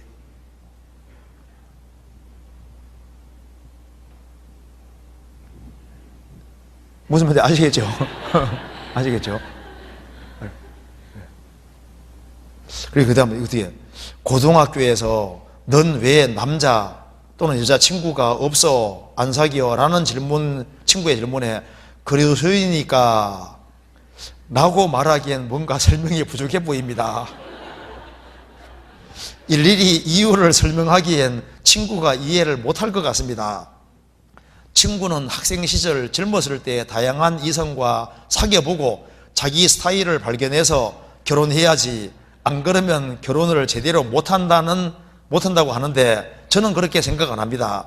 그렇게들 이성 친구를 사귀면서 결국은 헤어지고 후에는 누구랑 결혼하고 잘 살 것 같은데 이혼하고 한국, 대한민국 커플 3쌍 중 1쌍이 이혼한다는 신문 자료가 생각이 납니다. 그러는데 그렇게 여러 번 사귀어 봤으면서 결국 헤어질 거면 결혼 전에 왜 굳이 여러 번 이성 친구를 사귀는지 이해가 안 됩니다. 정말 좋은 거예요, 이렇게. 이해가 안 돼야지 맞지. 본론으로 돌아가서 넌 왜 이성 친구를 안 사귀어라는 질문에 성경적으로 진솔하게 답해주고 싶은데 어떻게 대답하는 것이 좋을까요? 공부하느라 바빠서 이렇게 대답하는 게 좋을까요?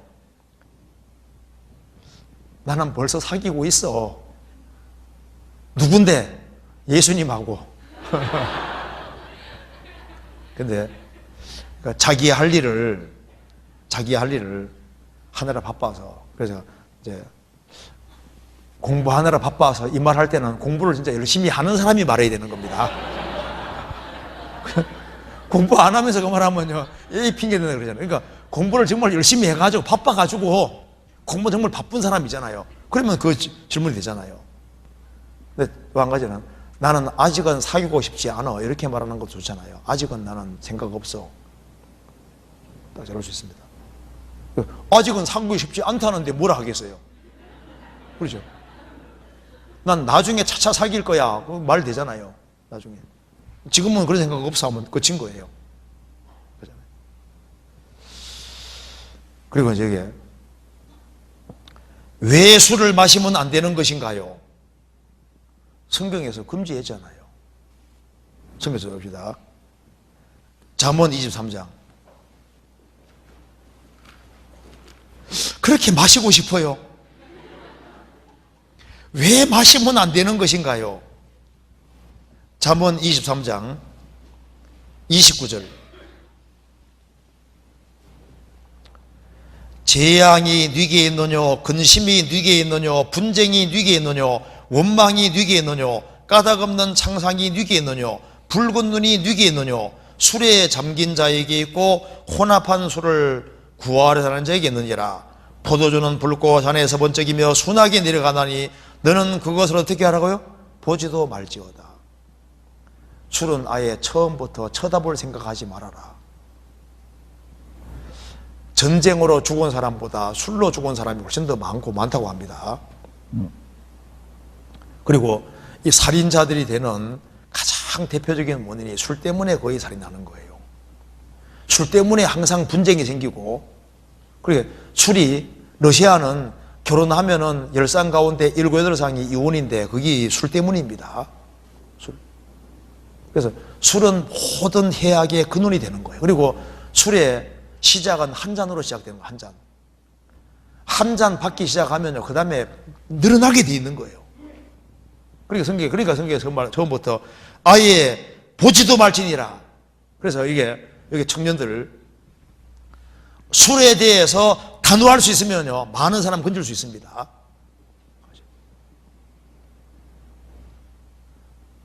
저희 집은 술꾼 집안입니다. 저는 술 안 먹는 길을 택했습니다. 술 있지 않습니까? 술이요, 진짜 문제 많이 생겨요. 저희 동네가 강원도 탄광촌이기 때문에, 술 때문에 집안 문제가 다 생기는 거예요. 술이 문제가 심각합니다. 강원도 탄광촌에 살아봐요. 막 집안이 막 쨍마랑쨍마랑 소리 나고 이게 하는 것이 전부 다 술 문제. 가정 불화를 가져오는 핵심이 이게 술입니다. 술.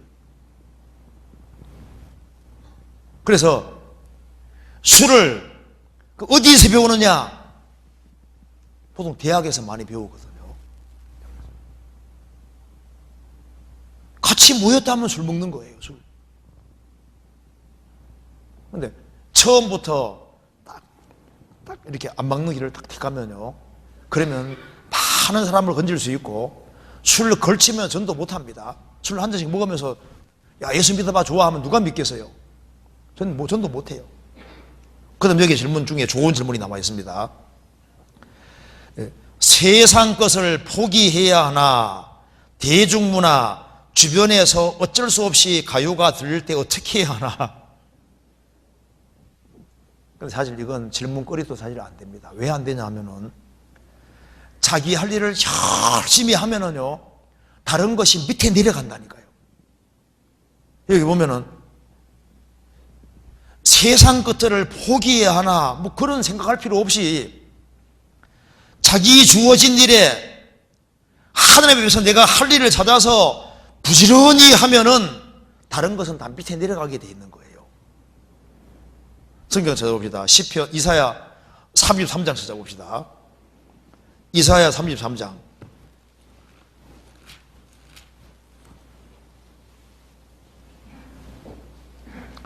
14절입니다. 시온의 죄인들이 두려워하며 경건치 아니한 자들이 떨며 이르기를 우리 중에 누가 삼키는 불과 함께 거하겠으며 우리 중에 누가 영영이 타는 것과 함께 거하리라 하도다.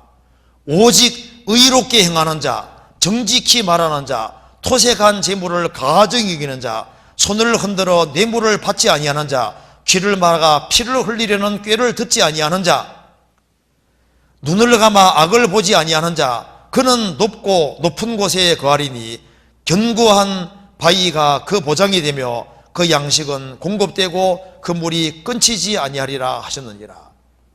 이렇게 죄인은 삼키는 불, 영영이 타는 곳에 들어갑니다. 그런데 오직 의롭게 행하는 자, 정직히 말하는 자, 귀를 막아 피를 흘리는 꾀를 듣지 아니하는 자, 눈을 감아 악을 보지 아니하는 자, 그는 높은 곳에 천국에 있게 될 것이다. 세상에는 천국도 있고 지옥도 있습니다. 그렇기 때문에 크리스찬이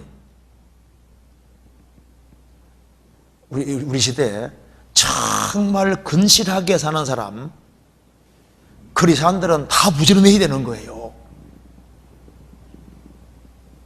내가 자기 사업에 근실한 사람을 보았느냐? 이러한 사람은 왕 앞에 설 것이요 결코 천한자 앞에 서지 아니리라. 내가 자기 주어진 일에 성실한 사람을 봤느냐? 그 사람은 존귀하게 될 것이다. 자기 주어진 일을 최선 다해서 하고 자기 주어진 일에 바쁘면은 다른 것은 하위에 내려가게 되는 거라니까요. 지금 이 시절에는 배울 게 많잖아요. 언어도 열심히 배워야 되고, 지금 시대에 지금 대학생 시절은 준비하는 기간이기 때문에 정말 부지런히 준비해요. 젊은 시절에 머리 제일 좋을 때니까 제일 습득하기가 쉬워요. 그리고 이때는 보고 듣는 게 영향을 많이 미치기 때문에 보고 듣는 걸 금지하기가 어렵잖아요. 그러니까 바빠야 되는 거예요. 바빠야 되는 거예요. 자기 주어진 일에 정말 부지런해야 되는 겁니다. 그러면은 다른 건 내려가는 거예요. 어떤 사람 말합니다. 테니스 하는 게 죄냐고. 자기 할 일을 다 하고 테니스 하면 죄가 아니잖아요. 자기 할 일 안 하고 테니스만 들고 다니면 죄가 되는 겁니다. 그잖아요. 자기 주어진 일을 충실히 하면은 다 균형이 잡히게 돼 있는 거예요. 자기 할 일을 등한히 하면은 균형이 안 잡히니까 이게 휘청휘청 한다니까요. 휘청휘청 안 하려면은 자기 주어진 일에 하나님 앞에서 정말 최선 다해서 하려고 해봐요. 그러면은 이상하게 균형이 잡혀집니다. 이게 다 맞아 들어가는 게 신기해요. 우리가 지금 세상 문화가 막 밀려오는데 이걸 소극적으로 대처해야 하면 딸려갑니다. 적극적으로 이 건전한 곳에 거기에다가 시간을 투자하려고 그러니까 부지런히 그러면 다른 것이 자연스럽게 정리가 딱 되게 돼 있는 거예요. 그런데 우리 시대에 너무 많이 놀거든요. 너무 할 일을 열심히 안 해요. 그 자기 주어진 일에 정말 최선 다해 하면 얼마나 좋겠어요. 여기 또 질문 나온 것이 PC방, 노래방, 당구장은 가면 안 되는 이유가 무엇인가요? 주님과 같이 가봐요. 예수님 데리고 가봐요. 예수님 같이 PC방 갑시다. 노래방 갑시다. 당구장 같이 갑시다. 주님과 같이 갈 수 있으면 가요. 그럴 시간이 어디 있냐고. 아이고, PC방 갈 시간이 있어요? 노래방 갈 시간이 있어요?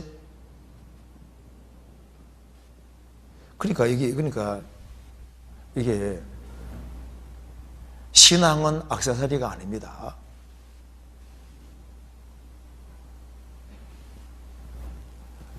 지금 여기 대학생.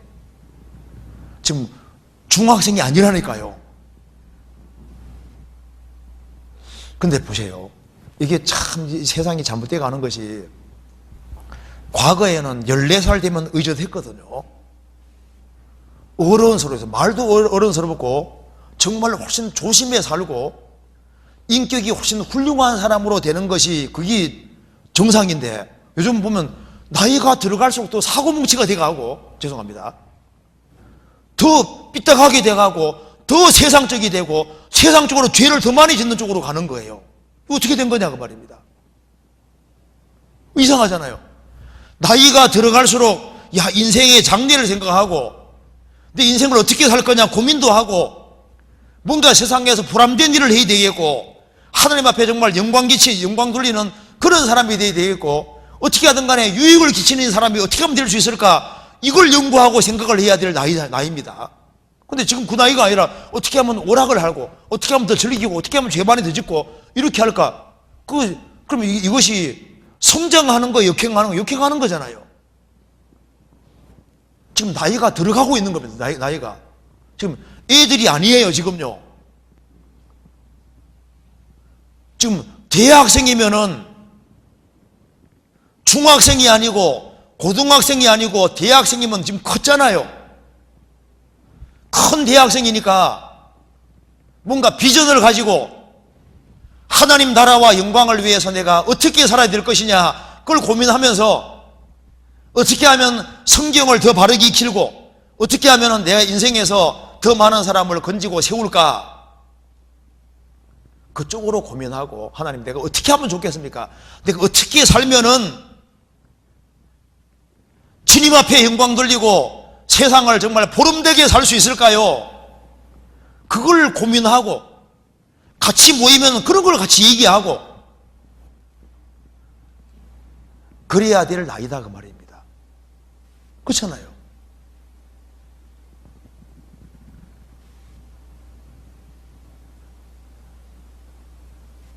대학생은 이거 신중하고 심각한 나이입니다. 이게 아주 중요한 나이예요. 여기 좋은 질문 나와 있는데 성격이 소심해서 전도하기 어려운 것 같아요. 성격을 바꿔야 하나요? 바꾼다면 어떤 식으로 바꿔야 하나요? 성격 바꾸려고 하지 말고 술 많이 먹으면 술 충만해지죠. 술 충만하면 말이 많아져야 적어져요. 말이 많아지고 담대해지잖아요. 그러니까 성격을 바꾸려고 하지 말고 성령 충만하게 되도록 노력을 하세요. 오히려 술 취하지 말라 이는 방탕한 것이니 오직 성령의 충만을 받으라. 그래서 이 하나님의 성령으로 충만해지면은 담대한 마음이 생기게 되고 소심한 사람도 담대하게 바뀔 수 있습니다.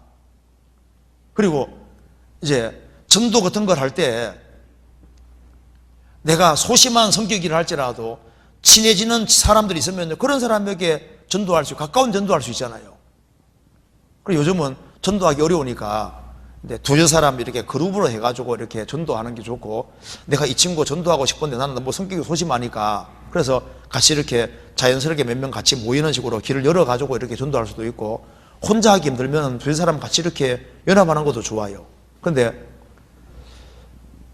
이 소심한 거, 디모데도 소심했습니다. 근데 누구든 소심할 수 있는데, 근데 중요한 것은 충만해지면은 좀 담대해지는 것이 있어요. 술 충만하면은 말이 많아집니다. 담대해지는 것처럼 성령 충만하면은 담대해지고, 그리고 왜 이게 담대해지냐 하면요, 이 성경이 믿어지면 담대해집니다. 아세요? 약 선전하는 사람 보세요. 약에 대한 확신이 생기면 막 얘기하게 되잖아요. 이제 어떤 사람 보면요, 뭐 몸이 안 좋아. 근데 내가 이 약을 써보니까 이게 정말 좋거든요. 그러면 약 얘기하게 돼 있다니까. 뭔가 확신이 생기면 얘기하게 돼 있거든요. 이것이 정말 절대적인 진리고 내가 확인해 보니까 이게 틀림없어요. 틀림없어. 그러면은 입이 근질근질하게 되고, 이게 너무 확실하면은 주변 사람에게 얘기를 하고 싶어지고 하게 된다니까요. 그래서 이제 여기에 소심한 성격이면요, 이 성경을 있지 않습니까? 꼼꼼하게 읽으면서 성경을 확인을 다 해보면, 야, 이게 진짜구나. 이게 딱 믿어지면은, 믿어지는 것은 얘기가 나오게 돼 있습니다. 성경에서 말씀하기를 믿는 고로 말하노라. 믿어지면은 반드시 말이 나오게 돼 있다니까요. 그럼 왜 말이 안 나오냐 하면은 소심해서 안 나오는 것보다 안 믿어지는 거예요. 확신이 딱 생기면은 얘기가 나오게 되는 거예요. 이게 진짜인데 이거 안 받아들이면 지옥 가는 게 확실하면요, 어떻게 하든 간에 전해주려고 하게 되는 거잖아요. 그렇잖아요. 그래서 여기에 그럼 어떻게 하면 충만하게 되느냐? 많이 먹으면 돼요. 술 충만하려면 술 많이 먹으면 되는 것처럼, 성령 충만하려면 성령을 많이 마시면 돼요. 어떻게 마실까요? 내가 너희에게는 말이 영이요 생명이라는 말씀대로 하나님 말씀을 부지런히 듣고, 실제로 인터넷 사이트 있잖아요. 우리 들어가서 복습을 자꾸 하고, 우리 어떤 지역교회 가보면요, 진짜 자매님들 아주 훌륭한 분들 많습니다. 그 말씀을 테이프를 갖다 놓고 시간 날 때마다 계속 들어요. 계속 여러 번 듣고 또 듣고 또 듣고 해서 완전 체득이 되도록. 그러니까 말씀 가운데 사니까 충만해지지 않을 수가 없는 거예요. 그래서 이 시절에는 말씀을 듣고 복습을 하고 완전히 그냥 내 것으로 만드는 작업을 하고, 그렇게 해서 말씀에 대한 확신이 생기면은 자기도 모르게 자꾸 충만해지는 것이 맞습니다. 그러면 여기 입으로 자꾸 나오게 되고, 소심한 성격도 바꿔지게 되고, 그리고 구원받은 무리 가운데서만 성격이 소심한 것도 바꿔집니다. 바꿔지고 용기가 생기고 힘이 생기고 이제 그렇게 되게 돼 있어요. 그래서 세일즈 아는 사람들은요, 이게 자기 제품에 대해서 확신이 딱 생겨야 되거든요. 확신이 생겨야만 이게 제품 잘 팔 수 있다니까요. 이거 먹으면 진짜 좋아져. 그러면요, 담대하게 얘기하게 되는 거예요. 그래서 이 복음에 대한 확신, 성경에 대한 확신, 그런 것이 필요합니다. 그리고 여기에 친구가 이제 저희 교회에 대해서 이제 이 안 좋은 교회라고 막 핍박하는데, 막 제가 이 해명을 해줘도 안 믿는다. 이 상황에서 그런 사람들을 전도해야 하나요? 어떻게 하는 것이 성경 말씀에 맞는 것인가요? 친구한테 우리는 이상한 교회가 아니라고 설명해줘도 안 믿는다. 이 상황에서 그런 사람들을 전도해야 하나요? 어떻게 하는 게 성경 말씀에 맞나요? 근데 먼저 우리가 전도하는 데 있어서 말로 전도하는 것도 효과가 있지만, 그거보다 더 큰 효과는 행실로 보이는 것이 사실 영향이 크거든요. 야, 저 사람은 정말 크리스찬답다. 정말 주님이 저 안에 사신다. 저 친구는 뭔가가 다르다. 그러면은 그 말에 힘이 있는 거예요. 근데 말로 설득하는 건 쉽지 않거든요. 그래서 우리가 주님을 모시고 주님 중심으로 생활을 살아가면은 주변 사람들이 야, 뭐가 다르구나. 그러면 전도할 때 힘이 있는 거예요. 그리고 특별히 여기에 말하기를 우리가 이제 전도를 하는데 이 친구가 영 안 받아들인다 하면 딱 하나님께 맡기고 그 다음에 될 만한 사람에게 먼저 하는 게 잘하는 겁니다. 그래도 여유가 있으면 또 하고, 그런데 네가 이기나 내가 이기나 해보자 하고 이렇게 물고 늘어지지 말고 딱 맡기고. 사람이 얼마나 많은데요. 될 만한 사람, 그리고 내가 신앙생활 잘하면 주님이 구원받을 만한 사람을 연결시켜 주시는 거예요. 그래서 전도 잘하는 사람은 비결이 있습니다.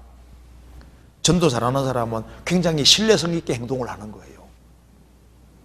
그리고 그 사람이 약속을 지킬 수 있도록 이렇게 잘 유도하는 사람이 있는데 그런 거 모두 배워야 됩니다. 성경 한번 찾아봅시다. 골로새서 4장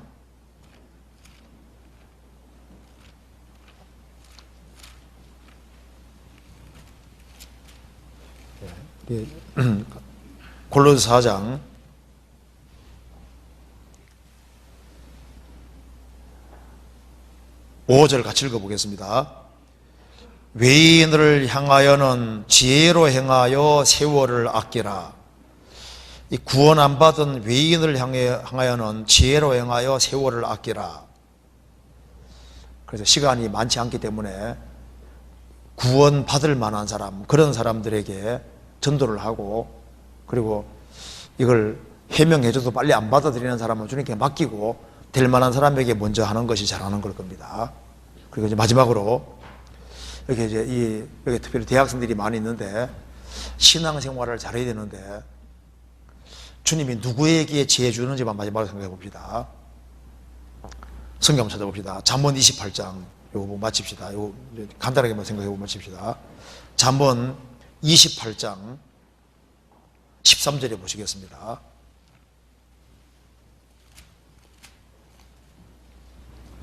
13절 같이 읽겠습니다. 자기의 죄를 숨기는 자는 형통치 못하나 죄를 자복하고 버리는 자는 불쌍히 여김을 받으리라. 자기의 죄를 숨기는 자는 형통치 못할 것이다. 이게 이제 대학 생활을 하면서 자기의 죄를 숨기는 자는 형통치 못할 겁니다. 일이 잘 안 풀려 나갈 겁니다. 형통치 못할 거예요. 그런데 비록 죄를 지었을지라도 자복하고 끝나면 안 되고 자복하고 버리는 사람은 불쌍히 여김을 받을 것이다. 하나님의 긍휼과 자비를 입고 하나님의 인도하심을 느끼게 될 겁니다. 그런데 자기의 죄를 숨기고 악을 고집하면은요 지혜가 없어집니다. 그거 아셔야 됩니다. 자기의 악과 죄를 고집하는 사람은 주님이 지혜를 안 주세요.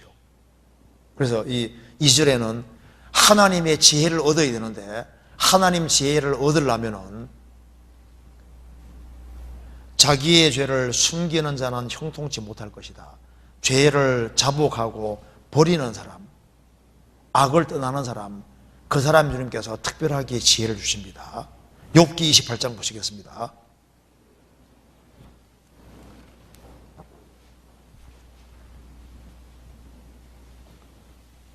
5절 28장 12절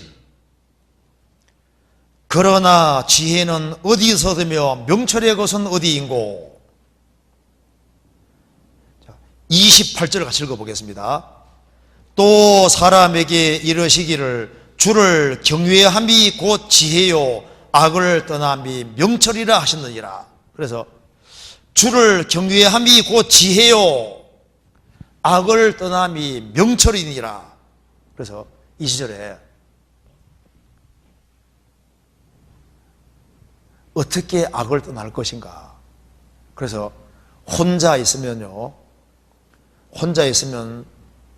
악으로 기울기가 쉬우니까 이 시절에 뭘 배워야 되냐 하면은 꼭 공동체. 내가 부족한 것이 보여도 자꾸 구원받은 사람들이 모인 무리 가운데 자꾸 연결돼서 이제 대학 생활을 시작하는 시점에서 이 구원받은 사람들이 모이는 무리를 이걸 우선적으로 생각해야 되가 이때입니다. 만일 이제 이 대학생들이 이 크리스찬들이 모이는 모임에 한 번도 안 빠지고 꼭 모이겠다, 그렇게 하는 사람은 틀림없이 악이 멀어지게 돼 있는 거예요. 왜? 내 혼자 악을 이기기 어렵다니까요. 내 혼자 유혹을 어렵기 때문에 이 시절에 중요한 것이 공동체. 그래서 홀로 있는 사람은 분명히 넘어지게 될 겁니다. 여기 그리스도인들이 모이는 무리를 멀리 하지 않습니까? 얼마 시간 지나 봐요. 저 세상으로 가 있고 완전히 지혜를 싹 비껴버리는 거예요. 그런데 공동체 안에 있으면요, 주님이 계속 깨끗하게 해줘요. 밖에 나갔다 오면 더러운 게 들어오지만 또 모임 가운데 있으면서 또 주님이 깨끗하게 해주시기 때문에, 그래서 신앙생활을 잘하면 모임에 나오는 게 아니라 못할수록 더 나와야 되는 거예요. 그래서 나와서 자꾸 연결되고 하면요, 주님의 힘에 의해서 신앙생활을 할 수 있게 되는 겁니다. 그래서 이 시절에 꼭 기회 될 것이 뭐냐 하면은 친구 만들어야 돼요. 신앙의 친구, 신앙생활 잘하는 친구를 만들어서 내가 모임에 안 나오면요, 쫓아와서 나 데려가는 그런 친구 있잖아요. 그런 친구를 만들어야 된다니까요. 자, 물어봅시다. 그런 친구 있어요? 내가 이게 모임에 안 나오면요, 막 전화만 오는 게 아니라 쫓아와서 끌고 갈 그런 친구 있어요? 그런 친구를 만들어요. 그렇게 하면은 여기 일꾼들이 많이 생길 수 있고, 그리고 대학 생활을 하면서 많은 사람을 건질 수 있을 겁니다. 진짜요. 무슨 말 이해되죠? 그래서 혼자서는 신앙이 뜨거워지지 않습니다. 그래서 동무, 나를 붙들어줄 동무, 신앙생활 잘하는 동무, 그런 신앙의 친구들, 이제 대학에 들어가도 거듭난 크리스찬들, 그런 친구들을 가까이 하고 어떻게 하든 간에 그런 친구 자주 만나서 신앙생활을 발전시킬 수 있도록 이렇게 하시고, 꼭 무리 가운데 연결돼요. 혼자 있는 건 안 됩니다. 그러면요, 적교로 가요. 이 시대에 혼자 힘으로 죄 못 이깁니다. 반드시 연결돼가지고, 그래서 모임 만다고 생각하지 말고 모임을 우선으로 자꾸 생각해가지고 말씀 자꾸 듣고 이렇게 해봐요. 그러면요, 구원받은 무리 가운데서 마음이 뜨거워지고 하기 때문에 이제 신앙생활 하면서 신앙생활을 잘 할 수 있는 길이 열릴 겁니다. 그리고 여기 있는 분들이 다 주님 앞에서 그냥 쓰임받는 것이 아니라 크게 쓰임받는 사람 될 수 있다니까요. 크게 쓰임받아야 될 거 아니에요. 이왕 하는 김에 많이 구원받게 해야죠. 그럴 수 있습니다. 나 같은 것이 뭐 이렇게 생각하면 안 되고, 주님은 돌멩이도 아브라함 젖을 만듭니다. 아세요?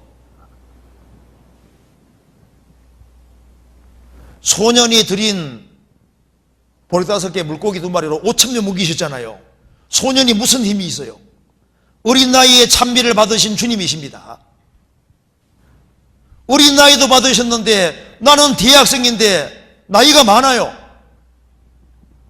내 마음만 돌이키고, 그래서 이번에 여기 같이 이렇게 모임을 하는데 이게 참 중요한 모임입니다. 좀 중요해요. 그래서 자, 모임에 빠지지 말고 꼭 연결됩시다. 그렇게 하시겠죠? 그렇게 하셔야 돼요. 그렇게 하시고, 그리고 여기 신앙생활 잘하는 선배들 말을 잘 들어가지고, 그래서 크리스찬으로서 아주 훌륭하게 되도록 이제 그렇게 좀 했으면 좋겠습니다. 같이 기도하시겠습니다.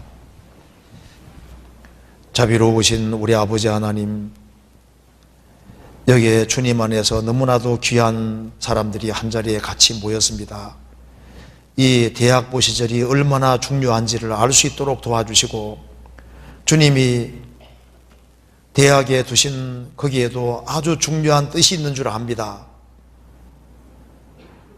왜 구원했는지를 알 수 있도록 도와주시고, 구원해 주신 이유를 알고 또 나머지 생에 어떻게 살아야 할지를 깊이 생각할 수 있도록 도와주시고, 주님 앞에서는 그날 잘했다는 칭찬을 받을 수 있도록 도와주옵소서. 우리의 신앙생활에 따라 많은 사람의 운명이 걸려있는 줄 압니다. 주님께서 그 마음을 일깨워 주시고 이 시절에 모든 것을 예비하며 준비하며 생을 살 수 있도록 도와주옵소서. 고마우신 우리 구주 예수 그리스도 이름으로 기도하옵나이다. 아멘.